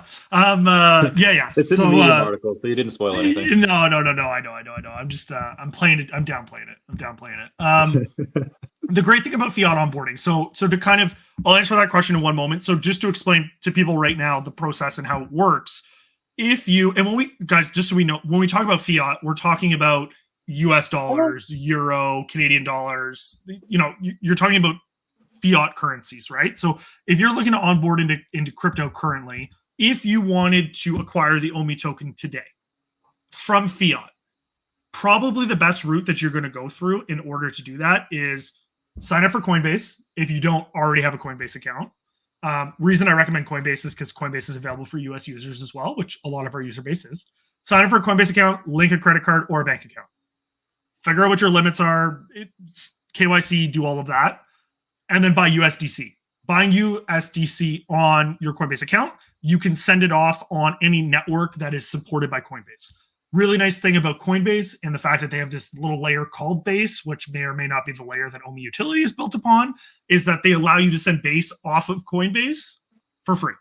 So you can send USDC off of Base with no gas fees. So let's say you buy $100 worth of USDC on Coinbase on the Base network. You can send it to your Stacker Privy wallet on Stacker for free because it's a Base transaction. And then you can swap it on your Stacker Privy wallet into OMI using the OMI Ethereum pool for free because it's gas sponsored. And then you have OMI. Now, if you already have a Coinbase account, you're already KYC'd, this whole process takes about 4 minutes. It takes longer if you don't have a Coinbase account. You have to sign up, you have to KYC. But once you've done that the first time, it's done. But for the average person, that's still complicated, right? Yes. Like Yes. when you look at the flow of VeVe, for an example, if you want to buy a gem and you have a VeVe account, you go into your profile, you go add gems, you select the amount of gems, you pay with your credit card, it's done. It's a very simplistic process. Now, for most crypto people, going that route's not super complicated. If you already have cryptocurrency it's even potentially a more simplistic process because as long as you have it on the Base network, any token on Base, to be clear, it can be degen token, it could be Brett, it could be some token I've never heard of, it can be USDC, it can be Ethereum. As long as it's on the Base network, you can swap it in the OMI Ethereum pool. It's just you'll have more slippage. If the liquidity for the token that you're swapping is terrible, it's some token that no one's ever heard of and no one transacts in it, you're going to get a terrible price. But any token that's on Base, you can swap directly into OMI in the Privy wallet. So it's one step and it's done. Two, I guess, you have to send it to yourself. But what we're really working on the fiat side is we want to make it very easy for people to be able to acquire the OMI token. And this will be an iterative process. The first iteration will likely look something like buying USDC with a credit card on your Privy wallet, and then using the OMI ETH pool to swap that USDC into OMI. The reason being, we don't have enough liquidity currently on any major exchange in order to deal with market making the volume associated with buying OMI directly.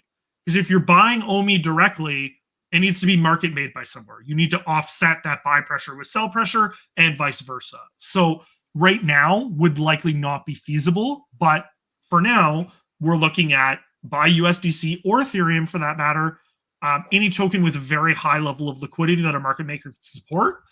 You'd be able to buy it directly with fiat currency.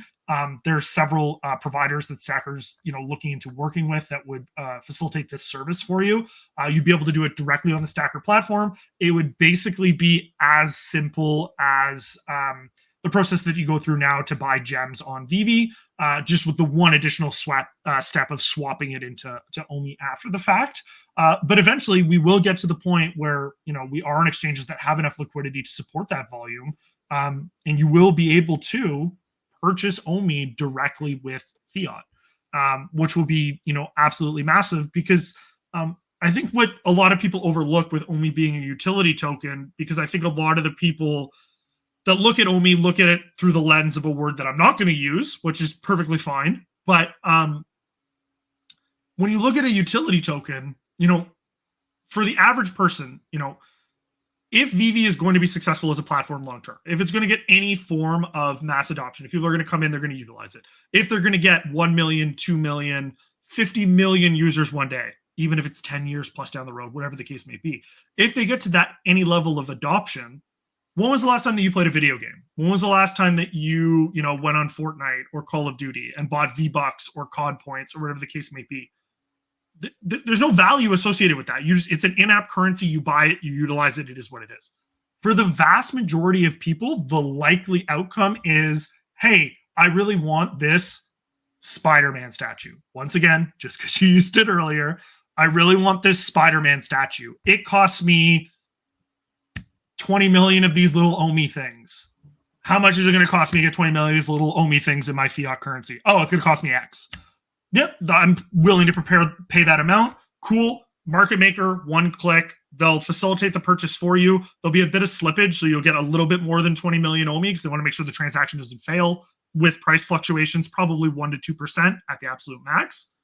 Buy it directly with OMI. Person that sold it directly gets the OMI. Problem solved, right? So that's the direction that we're moving in. Is this a tomorrow solution? No. It's not. It's an iterative process, as with all things, but we can make things very simple, and we intend to make things very simple. So when I talk about accessibility comes in many forms, this is what I mean, right? And so you couple bigger exchange listings with fiat onboarding solutions that can support that liquidity, and you're also driving interest while marketing at the same time. And it really just becomes like a full circle type of thing where one begets the other, because if you have 10 million VeVe users, you've now marketed OMI to 10 million people. And where the disconnect has existed currently is there's been no tangible reason for VeVe to market OMI as a utility token because there was no value proposition behind the rewards that you were receiving on VeVe for using it. So they didn't have an incentive to promote it. And we didn't have an incentive to promote it because it was such a pain to get onto the platform to actually utilize it. And people identified that. We had 14,000 people in the last round of OMI rewards. But the number could easily be 2, 3, 5x that amount when you account for the active VeVe user base over the last couple months, just because it is simple to use. And that's the missing ingredient that has not existed to date, that is really our focus for the rest of 2024 and into 2025 and beyond, is when we talk about accessibility and utility, what does that actually mean, right? Like, it's great, they're catchwords and stuff, but it's really just ease of use from the utility that you get, ease of use from the accessibility, and it just makes everything a lot simpler and a lot more enjoyable. And I think people will utilize it. And that was the main feedback that I was seeing before people saw the platform was, oh, this stacker thing's too complicated, I'm not even going to bother checking it out. But when you actually give it a chance and realize how simple it is to sign up, and you see how connected it is to the VeVe platform, from everything from being able to see the listings directly on VeVe to being able to one click off of VeVe directly into Stacker to buy the listing, it's really not as complicated as I think people had envisioned it. And it's not nearly as disconnected as people make it out to be either. And that'll come in future iterations where people see, like I said, exclusive OMI rewards that you'll want to be an OMI user in order to take advantage of. And we have the ability to build out a whole host of features and benefits that people will want to take advantage of to hold this thing called OMI that's the utility token on the VeVe platform. Sorry, real quick, and I know Rennie has this question. I might have misspoke here. My understanding is that base OMI is the only OMI that's can be utilized on Stacker to purchase NFTs. Because basically, Chago Solis says, can I send OMI from my Coinbase wallet to Stacker? I have both OMI on Base and ETH network. And I said, you can only send your Base OMI to Stacker. I mean, I know that the Privy wallet itself is like ERC20, like you can do that. So it will go over there, but that the ETH OMI will not be able to be used on, like, to purchase NFTs, right? Or am I wrong on that? So right now it will only be Ethereum on base layer 2 because all the transaction costs are sponsored right, and are fully promoted through the Stacker Privy wallet. Because the issue becomes, like, eventually, so just to kind of give people the idea of, like, because we've considered these things, right? So, like, we could create a pool of OMI where people pay with layer 1 OMI. We have a pool of layer 2 OMI. The equivalent amount gets sent to the person on layer 2. And every so often we bridge 1 billion OMI one way or another, wherever the low liquidity side lies, right? So we have the ability, in theory, to accept it on both layers. But for the simplicity of the system, at least at the beginning, it will only be on base layer 2 because it's just an easier reward system. Everything has been abstracted for the gas fees. They're sponsored. It's all taken care of. But eventually, if you only have, Ethereum on layer 1 and you wanted to do that, it's possible that if that's something that is facilitated, you do have the ability to bridge directly on okay. I think Ernest is saying it right now. Perfect. Yeah. So you do have the ability to there is a bridge button in your Stacker Privy wallet that will allow you. It uses the relay .link bridge, which is Relay is the collaboration that Ecomi partnered with I think at the end of last month that we released an article about, and we've provided some liquidity to their platform, and they basically just it shows up as a bridge, but it's really just you give them 10 OMI on Ethereum, and then they give you 10 OMI on Base, and then they manually balance with the liquidity that they've been provided. Oh, this side is low, we're going to send this back, and then they take a very small fee on both sides, and that just helps them kind of market make the costs. And Stacker could theoretically do the same thing between layer 1 and layer 2 OMI, directly integrated with Relay as more liquidity is provided. But really, I put out a tweet about this earlier today. I really want people to get away from wanting to utilize layer 1 tokens, because just in general, incurring gas costs is money out of your pocket. That's money. Like, even if the gas cost is $5, Well, you could buy multiple comics on VeVe for $5 in the secondary marketplace. So why would you want to just throw that away on gas when you can use gasless sponsored fees on Base directly and interact on that platform? So yeah, I do. I appreciate that, man. I think and that's who wants to pay $10 in gas to buy a $2 Toki Doki. yeah. It's true. And like I had just been like, in my mind, I knew that Privy could hold ERC20 tokens, but I just didn't think that it was, and it's not. You can't use layer 1 OMI to purchase things, but I didn't know that there was a bridge button there. But there is a cost. There's a cost to bridge those, right? There's an ETH fee there, and that's why it's like all trying to be on Base, because then it's basically free, and that's the way to onboard it. So, anyways, before I turn it over to Randy with his question that he's been holding so patiently for like 20 minutes, what I heard is the ability to basically purchase OMI directly on Stacker app within the next 2 weeks. So that'll be awesome. Stoked to hear that. So, okay, Randy, you had an awesome question. Go for it. I actually forgot it, but you just reminded me of something else. So I'm no better than to ask about timelines, but when we're talking about the fiat to OMI and then talking about certain bridges, like there's going to be a bridge where you have bridge it from your web wallet over to Stacker.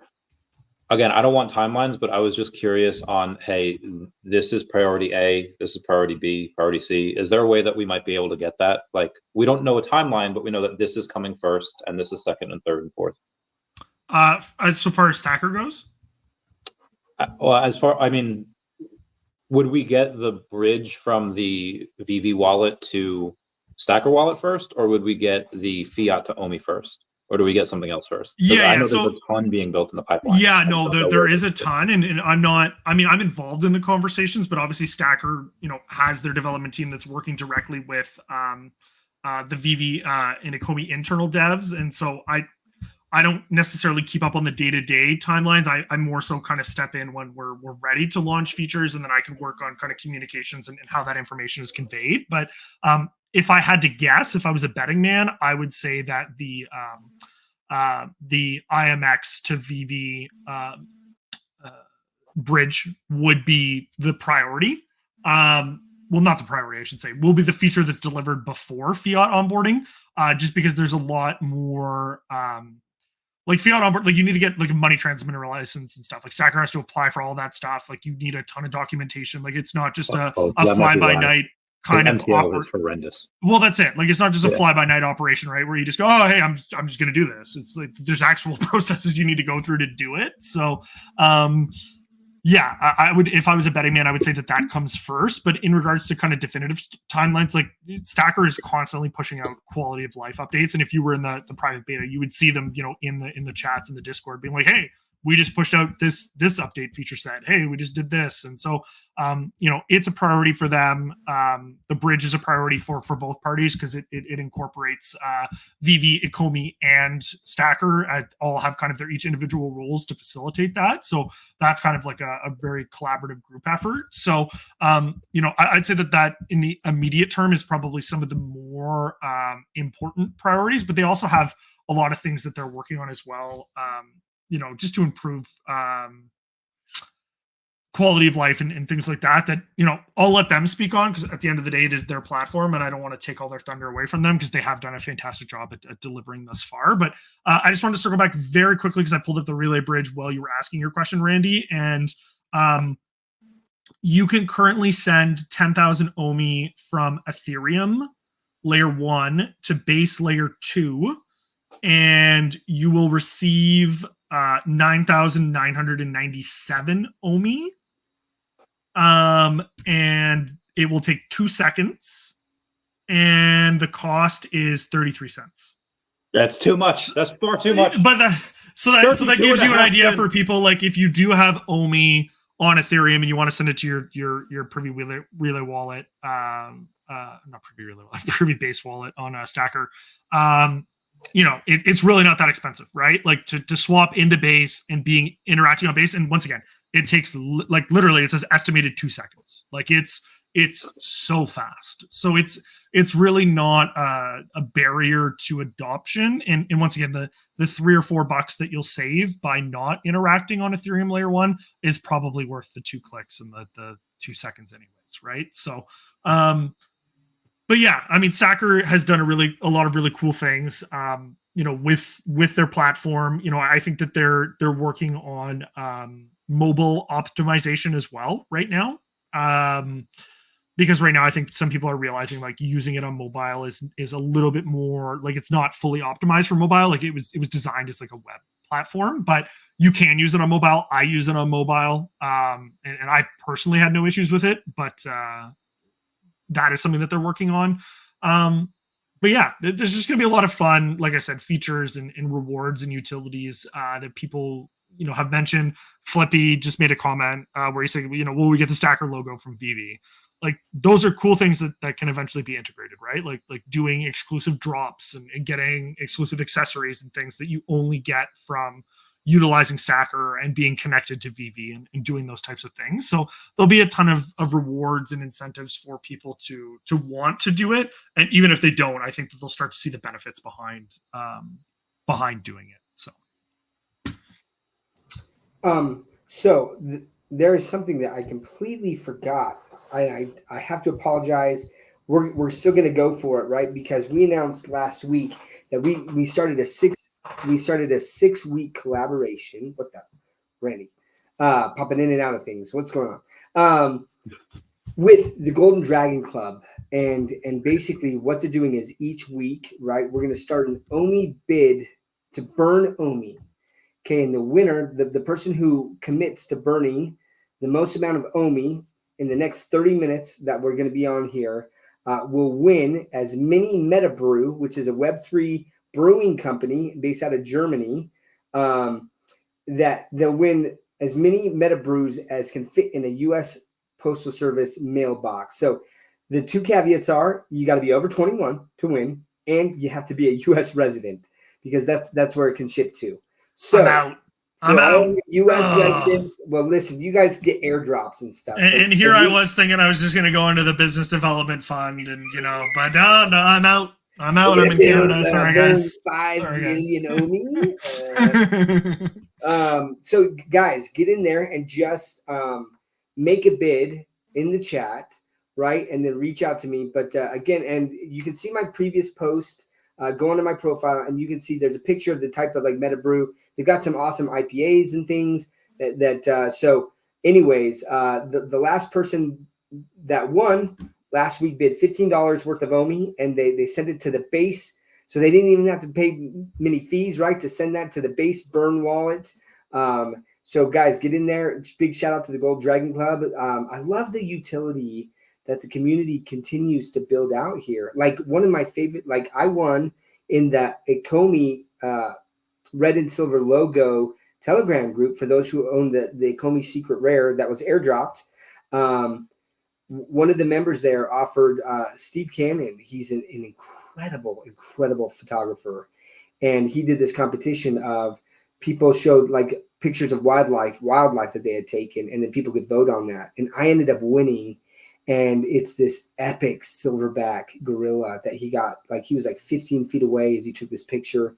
And it's hanging on my wall. But like the community continues to just offer awesome utility here. And this is the Gold Dragon continues to do that. So I got to shout them out.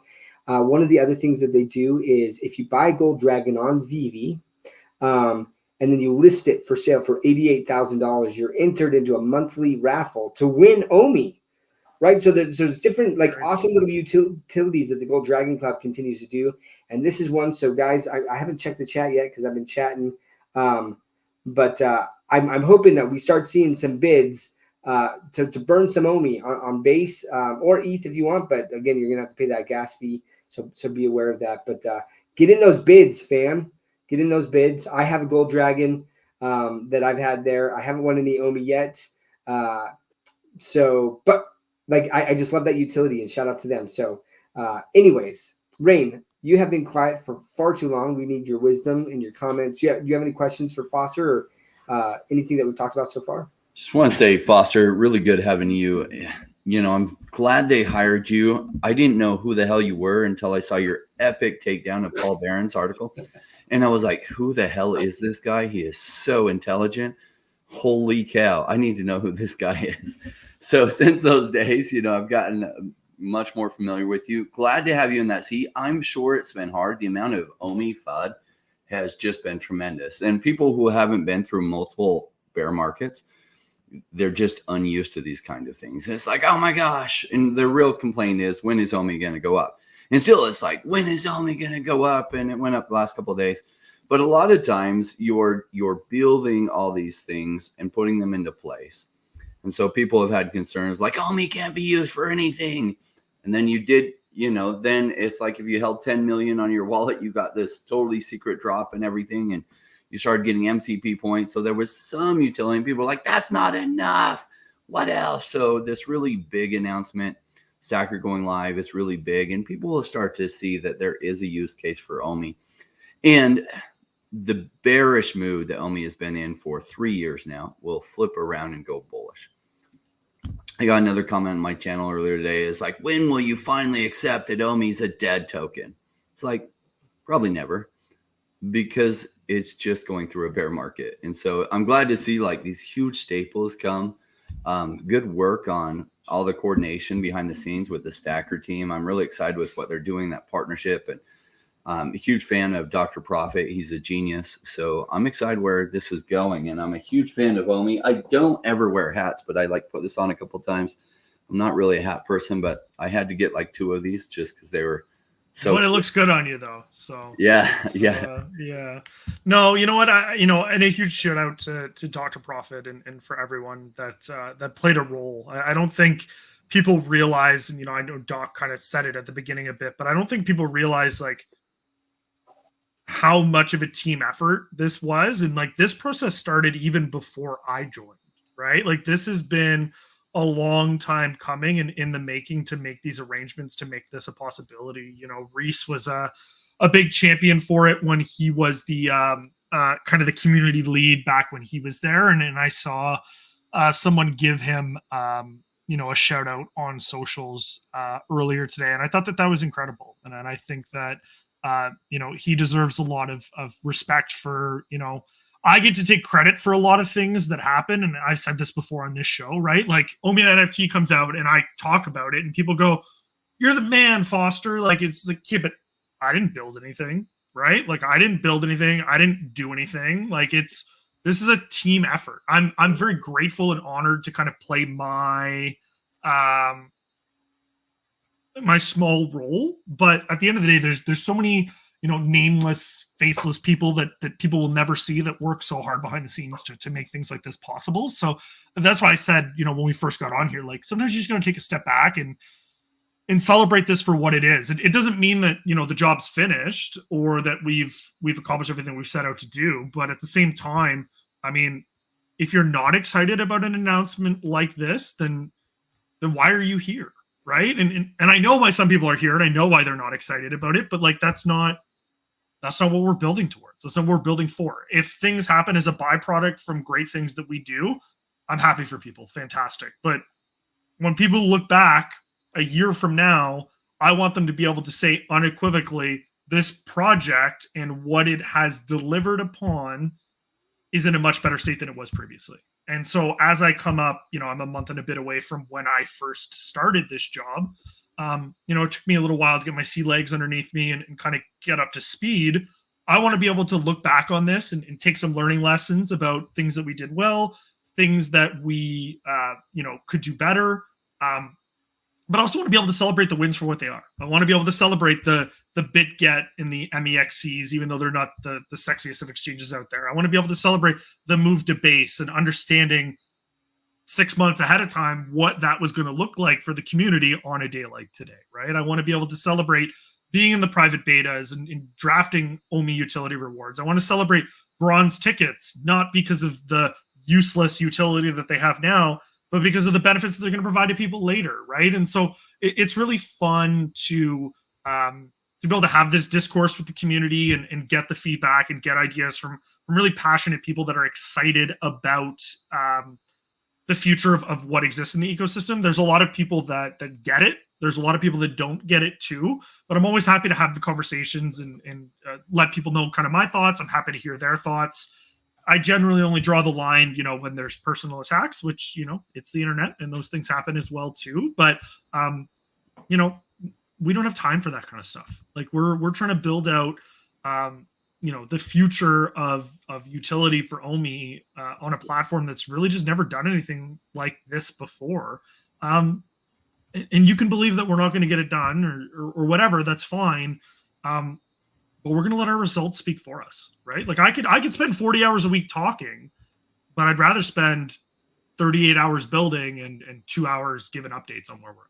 So, that's kind of where I sit with things. So butters they have limited experience, if any at all, with development life cycles, right? So this is their first time paying really close attention to a company and just how long things take. And they just in their mind are like, why haven't you done this yet? And they don't realize all the complex parts that sometimes you got to figure out so many different parts to it. And there's so much coordination and like they just haven't paid attention to some kind of company like this before. And so they just don't know how difficult things are, how long they take. And they're just like, oh my gosh, you're way behind schedule. And it's just complaint after complaint, kind of like kids on the way to grandma's house. And it's like, are we there yet? Are we there yet? No, 7 hours more, 10 minutes later. Are we there yet? No, And so with software development life cycles and project development life cycles, sometimes you don't even know that it's like 7 hours. Grandma's house is 7 hours away. You're like, it might be 7 hours. It might be 7 days. I don't know, Oh, that's not acceptable. How could you not know? And they just don't understand. And so they're backseat driving, of course. And oh, well, it's good. You can spend a little bit of time trying to educate some of them. But what I've learned, like on the show, we used to kind of try to answer those comments. After a while, we realized they're not even trying to understand it. They're just in a bad mood and they just want to argue with you. And there's nothing you could say that would change their mind. You can't like enlighten them. You can't share some epiphany with them that they're like, oh, I get it now. They're just in a bad mood and want to fight with you. So now we just ignore people like that. Absolutely. No, I agree. And that's the thing. Like you can try and answer everyone, but like you said, some people are genuinely upset and have valid concerns, and you do your best to have conversations with them, even if you don't necessarily see eye to eye. And some people just like to see the world burn, and those people exist, and that's the joys of the internet. I want to quickly touch on, because I know Doc left this up because it probably warrants a response.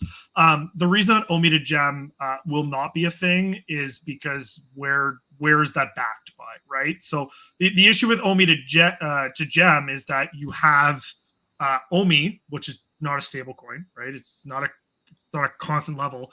And then you have gems. So if you buy OMI, if you buy gems with OMI, well, now you need to sell down 100% of that OMI to back it 1-to-1 for the gems. So if people want to go out and buy $1 million worth of gems in a day, well, you've just created 100% of $1 million worth of sell pressure on OMI, which is just there's just no need for it. We're moving in a direction where, and I've said it before on this show, and I'll say it again. If we get to the point where people are utilizing the Stacker platform and they feel like they should be using gems, then I've failed at my job, because we're really going to get to a point where there's just, outside of primary market purchases of collectibles and whatever the case may be, there's really just going to be no reason to. It's going to be so simple to use OMI. It's going to be so simple to acquire OMI. There's going to be so many benefits to utilize OMI in the ecosystem that using gems just becomes a redundancy. Why do you want to pay a 10% cash out fee? Why do you want to have that? Why does VeVe want to have to back gems 1-to-1 on a platform like Android or iOS stores that are taking 30% of it, right? Like, it becomes a liability on the balance sheet. Why do they want to sit with millions of gems in the platform that people are going to utilize in the secondary marketplace, cash out, and then it just becomes a hole in their pockets, right? So if you only allow, and to be clear, I'm not saying that this is happening, but just in my mind, like, if you only have gems in the primary market, like, you don't have to have any concerns about anything, because it's like the only way that you can utilize them is to buy collectibles, and that's 1-to-1. And you may not even have a cash out option at that point. It may be fiat only. you buy gems, or maybe you don't even buy gems. You use fiat to buy collectibles, secondary market. Like I would love one day to see a secondary only market with OMI, right? Like I would, but we're not at that point right now where even if that was an intention, that it would be, I mean, it'd be feasible, but it wouldn't make sense, right? Like it's still too difficult to acquire OMI. There's still not enough liquidity for the token to support the mass onboarding that would take place from people converting from that. And there's still too much of a knowledge barrier with crypto in general to kind of make a transition like that. But I would love to be able to get to that point at some point. But we'll have to see how that plays out. Ultimately, that will be VeVe's decision as to how they proceed. It's their platform, and they ultimately, reserve the right as to how they proceed with that. But OMI is now currently and will only continue to be more integrated into the ecosystem, and by no stretch of the imagination is taking OMI out of a wallet that's in the VeVe ecosystem and putting it into a wallet that's still directly into the ecosystem via an API, but allows you self-custody, removing OMI from the ecosystem. It's just giving you the security, which anyone in Web3 has been asking for the last 2 or 3 years, while also allowing you all the rewards and benefits you would have gotten while you were on VeVe anyways. And we'll get to the point where you'll get even more than you would have gotten had you been on VeVe. And so that's... Yeah, no, I appreciate you kind of explaining that. I think it's important for people to understand why, like, the mechanics behind why that doesn't make sense anymore, right? And I think that just as people get more and more educated about things, I try to do that, right? Constantly on this channel, we try to address people's questions. I've constantly talked about the regulatory uncertainty. Like the Ecomi and OMI has constantly been attacked. Why is OMI doing this? Why they stop the burns? Why is the token down? In fact, Wes is asking why the token's down now. It's like there's other tokens down as well, man. Like markets are going to be markets, like I don't know what to tell you, but all VeVe and Ecomi can do is continue to add utility and use case to the token and create reasons why people would want to use the token. And as they do that, demand will go up, right? And then potentially other things will happen because of that. And so shout out to the team for continuing to build there. And look, Rain had to peace out early. He was just saying in the private chat, I was trying to get him a chance to say goodbye, but he had to bounce too quickly. So he says, thanks everyone and goodbye. I promised him I'd say goodbye to you guys for him. And look, I know all the crap that you guys take. It's interesting. I was talking with a buddy of mine, right? Because there was a fudder who attacked Rain, I mean, the post was like, hey, they showed the OMI chart and they're like, where's our buy? Where should we buy in this chart? Like they're so clever. Because I mean, over the last few years, right, OMI's been going down, and for years we've been talking about how bullish we are on the token and how we're buying, and we've been buying at all of these different levels, right? And and I was like, why are people like that still around? Right, we had someone on here like in the chat that was just saying some things about VeVe, and I'm just like, as long as there are people who are passionate enough about disliking VeVe that they're so upset, they're emotionally tied, that they are literally investing one of the most precious resources they have, which is their time, to fund the project, I will continue to be bullish on VeVe and OMI. The minute that there are no more fudders because people have turned apathetic, they're like, I just don't care. Once that happens, then there's real concern. But as long as there's people who are out there that are literally so passionate about VeVe that they're going to spend so much time trolling, I'm like, you are actually one of the reasons that I am still bullish on this project, But apart from that, like this conversation, it turned to, because I used to kind of be like, look, I'm not going to block these people. I think it's important that I find, that if there's real questions being asked, but what I kind of started to let happen is like people like just allow people to continue to attack me, and like, whatever, you're an idiot for believing this token. I mean, just like sometimes pretty cruel stuff, right? And I was like, and I'll try to just logically explain to them, hey, listen, I've been investing for quite some time. I've been in the financial markets for quite some time. I've had a lot of success actually with a lot of different crypto projects. And here's my reasoning, right? And it goes absolutely nowhere with them. And my buddy was like, let me just ask you a question.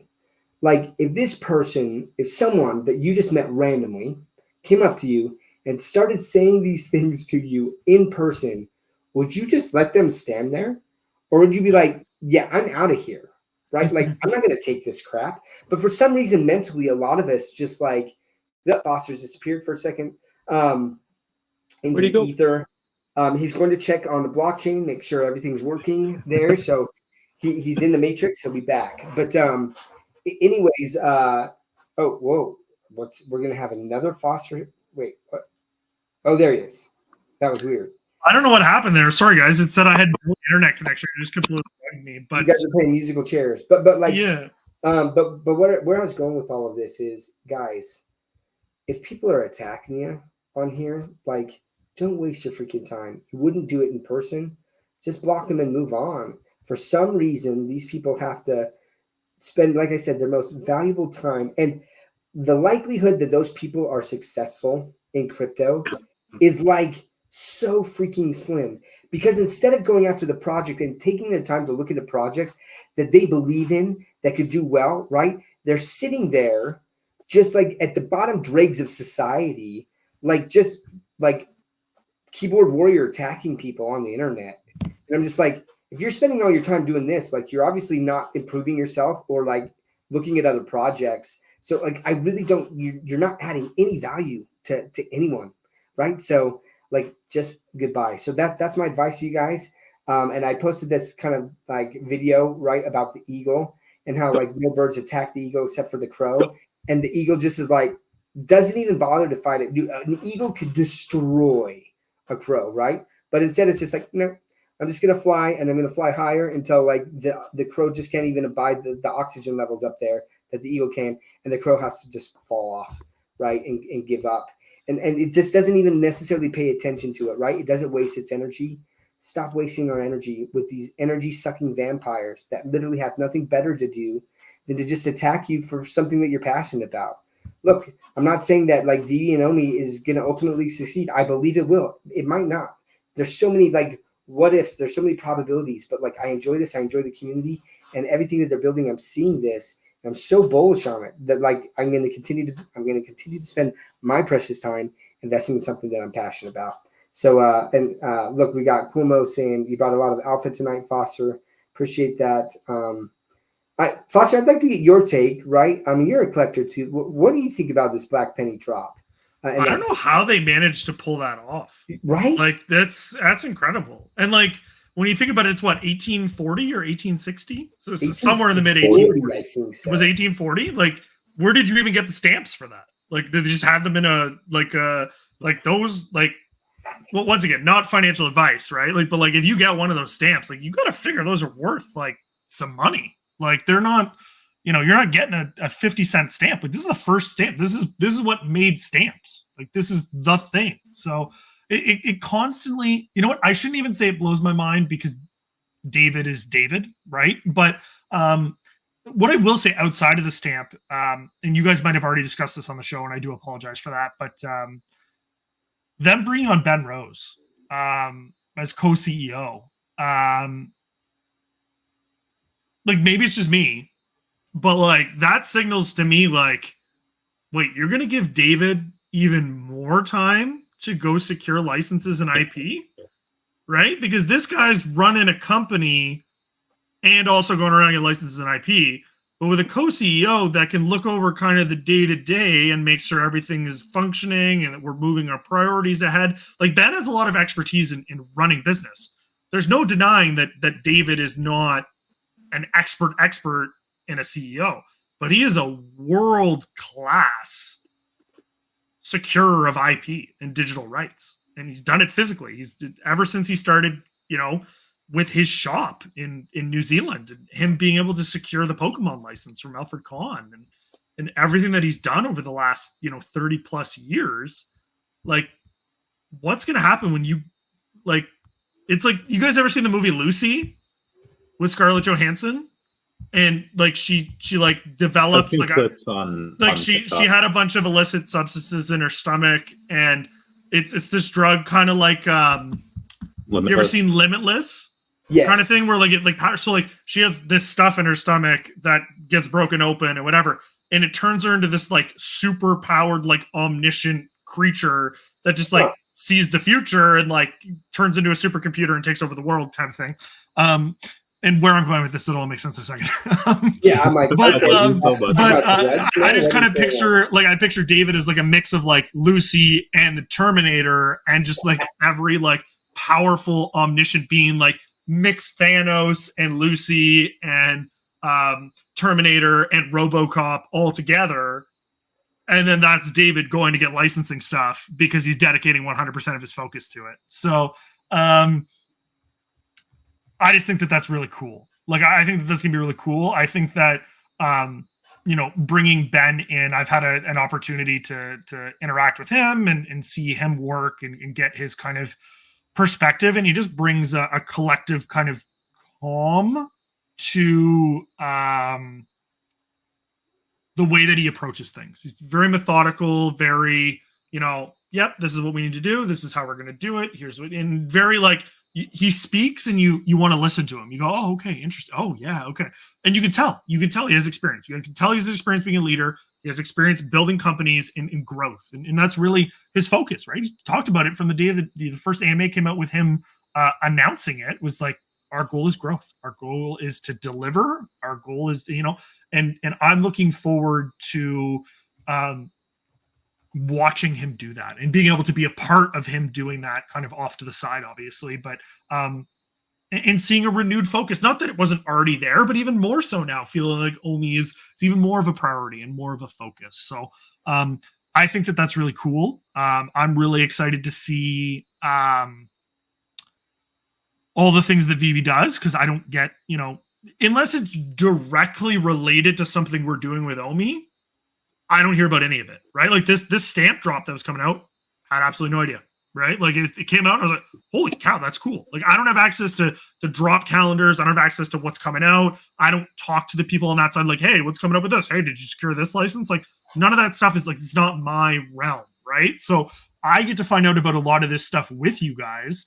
And I kind of miss that, because on the Ecomi side, I don't get that as much, right? Like I know what's coming ahead of time. So I almost have to kind of tone it back and be like, oh yeah, it's fine.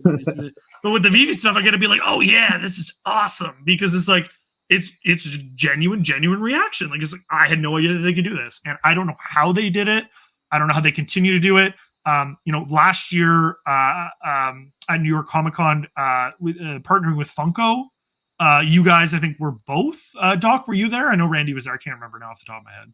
Where? Which one? Were you at NYCC for the Funko party unveiling?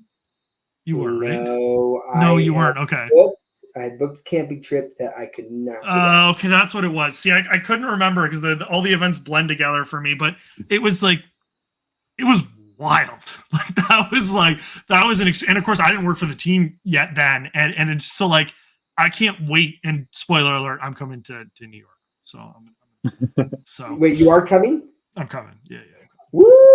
Oh, yeah. I'm going. You know what? I was a little bit of alpha, because people are always like, "Oh, what's the alpha?" Like, I was trying to arrange like how I was going to come with the company, and like we're going to arrange, because like obviously it's a VeVe booth, and I'm like, well, can I be like I'll be like a VeVe ambassador, and like I'll talk about it, whatever. And like we've just been so busy, like I haven't been able to get like the finalization on it. I was like, you know what?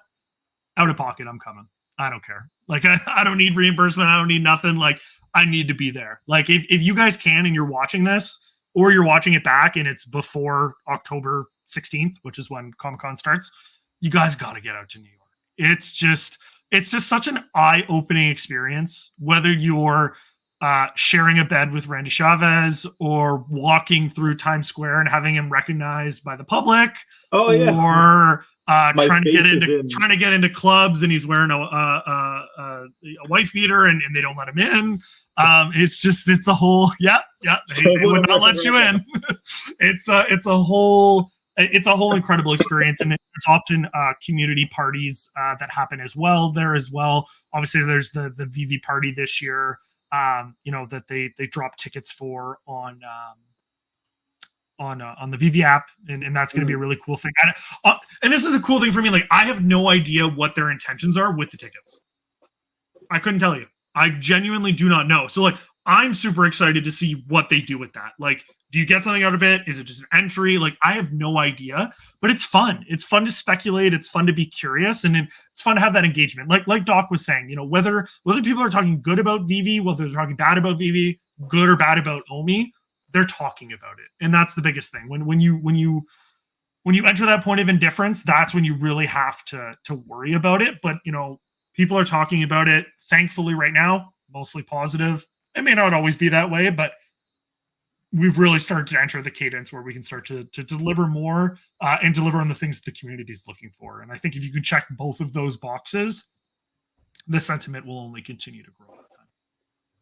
Oh man. So you brought up Ben, and I know he's from on the VeVe realm, but he's from Binance, and I imagine that because of that, and he's kind of a blockchain expert, and what was your first impression of him at first meeting, and how has your opinion of him changed? I think he's an incredibly calming influence. So like I had mentioned kind of a few minutes ago, I think that you know, obviously I've read up on him. I've done my research on kind of his experience and background, and obviously he brings a very unique perspective as so far as Web3 comes, right? He's very connected in the blockchain and cryptocurrency space.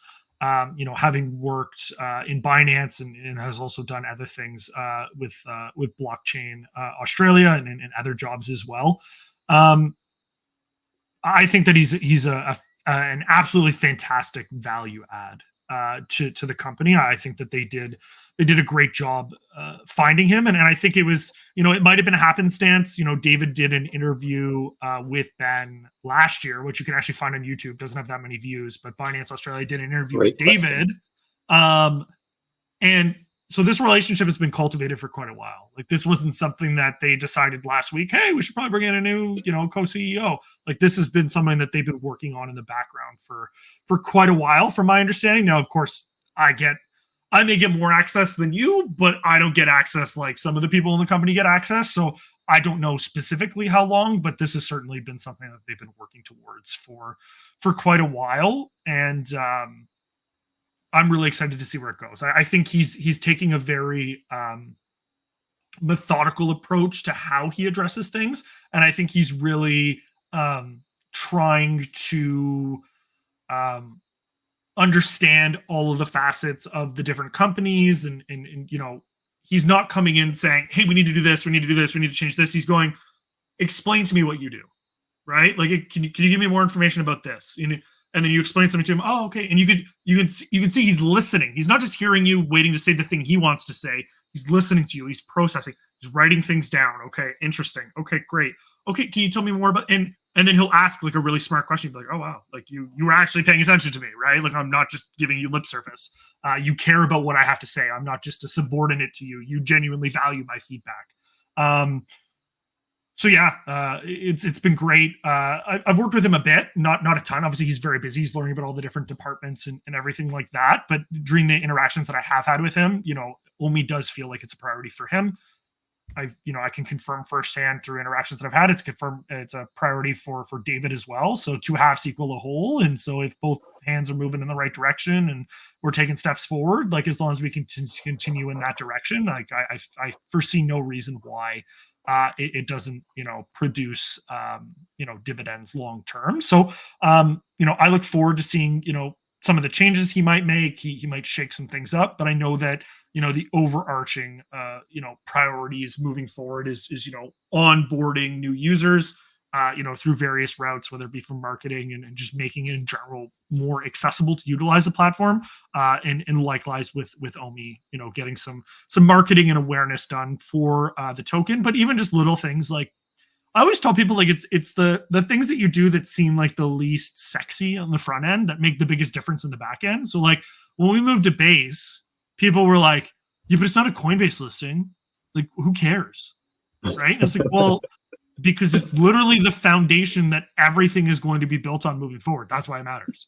And then, you know, we removed the vault and reserve wallet, the non-circulating tokens. And people go, yeah, but they weren't even burnt from the circulating supply. Who cares? And it's like, yeah, but no one is able to accurately track the token right now, and CoinMarketCap will not be able to integrate and properly report on the token, which also means that any exchanges we're trying to get list on won't interpret or understand the token correctly. So when they go to research it, they're going to realize that it's completely inaccurate and want nothing to do with us. So it's like all these little things, like these moves that you make that end up leading to the bigger moves. Like they're a success and they're worth celebrating. Now they might not be worth celebrating for the same reasons that you want to be excited about it, which is fine.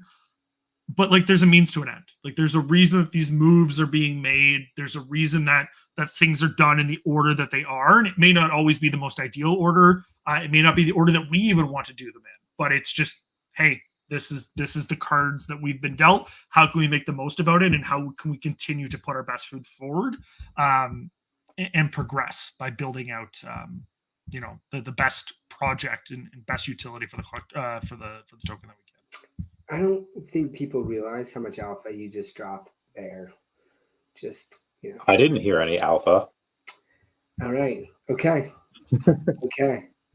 I don't drop alpha. I just inform and but there's crumbles. There's crumbles that were laid there, and like that's the thing that I think if people are paying attention, right, as to like why things have been slow, and one of the reasons that I said, listen, I'm not going to pressure the Ecomi team or have an expectation of them talking more openly about the token until things like OMI the NFT come about.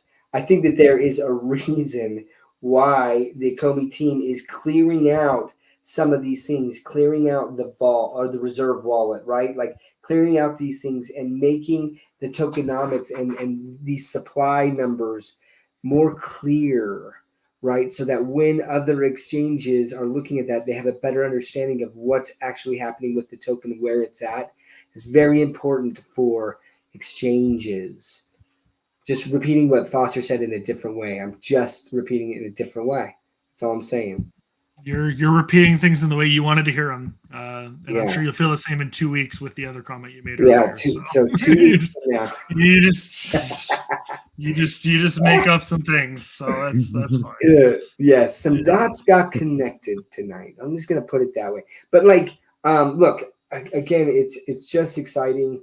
One of the most exciting things for me about VeVe and Ecomi, like, man, I've been in so many freaking projects that I've truly been incredibly bullish on. I'm like, if they can pull this off, like, wow, the impact that this could have, right? A lot of them are gone now. It didn't pan out, and that's part of it. Like in this space, like it's tough to make it, and it's tough to, like, there's some brilliant ideas and true substantial use cases behind the blockchain and why that could be used there. But I'm just seeing what VeVe is building, and I'm just so bullish long term. Like, my belief is that VeVe and OMI will be here in a decade.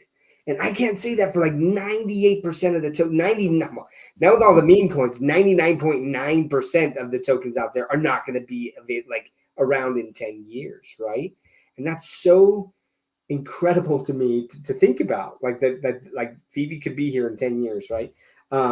I'm just so bullish on where this is all leading, and it'll be interesting as technology continues to increase, as we're seeing, because this is one of the topics, Randy, that we were going to talk about a little bit, and we haven't even hit, was Meta's AR glasses, right? Those are pretty phenomenal. Like, so Dr. P, he is heavy into AR and VR, right? Like, he's got every single version of all of the glasses and everything. Like, he's literally got, and it's like multiples of each one. Like, I don't know if he's just like, I don't want to go upstairs to get one, so I'm gonna have one upstairs and downstairs and in the basement and in the garden. Like, I don't know, right? But like, he's got multiples of all of them. And one of the things, like, I've done the Apple Vision Pro. Shout out to Sanjay for talking me into doing like the testing there at Apple. It's phenomenal. But what they said is it's too heavy, like to use it for extended periods of time, right? But you get something like these glasses that they're constantly improving the way that, like, to wear them. And that's basically like what Zuckerberg talked about, was like getting it so that it's just like glasses, and like you can wear them all day and you're going to be able to do all these things. It has to be able to do that. You can't have like a battery pack attached.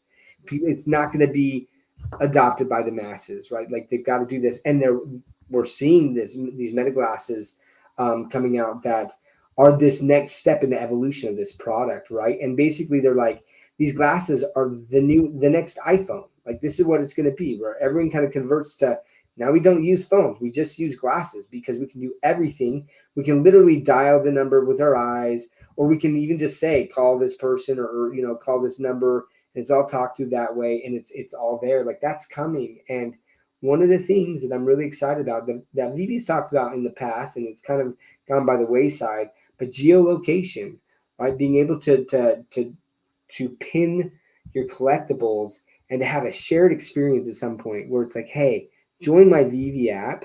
This is way down the line, but like I can envision a world in which it's like, join my VeVe app. I'm joining. I can see your vault, and I can see everything that you've pinned, right? So as I walk through your house, I can see your collectibles and where you've stashed them, how you've stashed them. The VeVe, the vaultaholics, like some of the crazy ways that they'd be able to use their collectibles to set things up in their house. Like that shared experience, it brings like things to the next level, right? Like, I don't know. So I'm so bullish on that, but just in this space in general, all of the use cases for collectibles, and the fact that my kids, even right now, just on the app, absolutely love to engage with the collectibles. My son loves the Hulk smash. I mean, I don't even know how many videos of Hulk smashing my son because he thinks it's so funny to watch. Like, That's it's so rad because Hulk will smash it, Yeah. and like he like waits a second and then he falls like the wrong way. It doesn't look good at all, and he's just giggling and loves it. So, anyways, I just love what you guys are building. Super bullish on this. If you can't tell, I love that. Yeah, I mean, it's fun to be in kind of a position where you've front run the masses when it comes to being ahead of the curve in technology, and I think that's one of the cool thing about VeVe Digital Collectibles is like, to an extent, they're ahead of their time when it comes to things like AR and being able to display your one of one artist proofs on your wall at your house, and anyone that comes in that has the platform can see those collectibles, as an example, right? So we may be the better part of a decade away from that technology being feasible for the masses, but when Amazon started as a bookstore out of Jeff Bezos's garage, it didn't look like what Amazon looks like today, right? And so when VeVe started selling digital collectibles at the end of 2020, it's not going to look like the same platform that it does in 5 or 10 years, or even beyond that. But I think what you hit on earlier, Doc, which is a great point, is like, it's still going to be here. And that's one of the best things that I've learned or come out of from this is like, VeVe is a real world business building for real world implications long term, and it's not a fly by night kind of thing, hit and quit and be on to the next thing. It's like they're building for things that haven't even existed, and not every idea is a home run, right? And of course they make mistakes along the way, as we all do, but it's going to be a lot of fun to see how, now that just the concept of augmented and virtual reality is becoming somewhat more mainstream. I mean, when you have companies like Meta and Apple, competing to develop these glasses to have them mass adopted, you start to realize that a company like VeVe has positioned themselves very strongly, because like you said, there have been competitors that have come and gone that just simply aren't here anymore to present that. And there aren't, there's some platforms that have done it themselves. There's some platforms that exist that I think probably will be successful long term, but aren't kind of in the same premium digital collectible niche that VeVe finds itself in the digital collectible space. But I think there's going to be room for everyone. I think Ben Rose said it best. I think the collectibles industry is like $600 billion or something, right? And so when you think about the incredibly small subset of people that have even identified digital collecting as an option, let alone found VeVe within that and then have taken the plunge, it's like, it may not happen overnight. Well, it hasn't happened overnight, right? VeVe's been around for the better part of 4 years now, and we have a user base. We have people that are familiar with it. We have people that are familiar with OMI, but long term, it's going to take some of these kind of external catalysts to come in And that is the technology as a whole developing, and VeVe being able to be at the forefront when those opportunities present themselves to take full advantage, right? Like I would, and once again, zero knowledge, zero alpha. I have absolutely no idea what VeVe's plans are. But in 3 years, if Apple develops a new headset that's fantastic, and they want to have an augmented or virtual reality platform or metaverse to integrate, maybe VeVe's in that perfect position, right? As a digital collectibles platform at that time. Now, I can't see the future, but I can hope, based on everything that I've seen so far, in the direction that I hope things move in the future, like it's not an overnight thing. And I think a lot of us came into it thinking that it might be an overnight thing, and we've kind of learned to adapt to that over time. But I think now that we have learned and we do understand it, and for those people that are in the chat now that get that, the future is a very exciting proposition for what digital collecting can look like. I mean, we're running out of land on this planet, which means we're also running out of places to store things, right? And so what's the next logical iteration is having something digital. But how do you make something digital tangible? Well, you need to make it accessible, you need to have utility, and you need to have ease of use. Well, what are the 3 things that we're focusing on, right? So like when you align third-party companies and software with those things, and then you have something that has all of those things, then it just becomes a natural progression. So, will we ever get to that point? I don't have a crystal ball. I don't know, but I know that VeVe appears, at least from what I've observed, to be doing absolutely everything they can to prime, or be in prime position, I should say, for what that future may look like. And if Apple and Meta and Google and all of these massive companies are completely wrong about AR and VR tech, then hey, maybe VeVe's wrong too, right? But they must have done something to hit multi-trillion-dollar market caps as a collective. And I'd like to think that they have some of the most brilliant minds in the world working for them that understand the future of technology as a whole. And there's a reason that they're all competing for this very, what is that current niche technology. And competition breeds innovation, and I'm very excited to see what that will look like as time goes on. Zuck's a beast, man. He says that glasses will outperform or at least outpace cell phones by 2030. That's not like, which is a wild statement. Yeah, that's a wild statement. That's 5.5 years away. Wow. So even if he's wrong, even if it takes a decade, okay, like this is. We have a lot of stuff to look forward to, and again, like he's not the only one that's aiming to do that. I mean, you don't change your name, you don't change your company name from Facebook to Meta unless you have something really big planned. Like you're not, what is he spending, 25 billion a year right now on the metaverse and all that? He's not doing that just for like a 2x return. Well, and it's not like Facebook was a particularly small company to begin with, and then they just decided to rebrand for fun, right? Like that was a very, very big risk, but he's used to taking those risks because he's also been ahead of the curve, and he understands identifying those trends in the way that the world works. And it's going to be fun to see where that goes. But I appreciate you guys having me on. I just realized it's like 11 o'clock at night, and I've literally been talking since 7 o'clock, either in meetings or on spaces, and my throat is. If you guys have one last question or anything, I'm happy to, because shout out to the fam for flying the flag and hanging out with us tonight. I don't want to just kind of ditch you guys, but I ran out of water an hour ago, and I'm struggling here. So let's wrap it up, because Foster, I want to talk to you a little bit about NYCC here. So Sam, we're gonna wrap things up. Randy, any final words? Will you slow dance with me in New York Comic Con? I will be your date, sir. Okay, there you have it. Let's get this, Brad. I will be the cameraman. I will be the. Hey now. So okay, hey, with that, fam, look, for whatever reason, I don't think that we did a good enough job. We did a disservice to the Gold Dragon Club. We saw no OMI bids, so we're gonna have to do that. We're gonna have to pump it up a little bit more and make more people aware of it for next week, so that we can do that giveaway there. But shout out to all of the fam that were here. We appreciate you, and like props to you guys for sticking through, right? And just focusing on enjoying the collectibles here, guys, and the experience in the community. If you can make it to New York Comic Con, I am hearing from everywhere that this is going to be epic.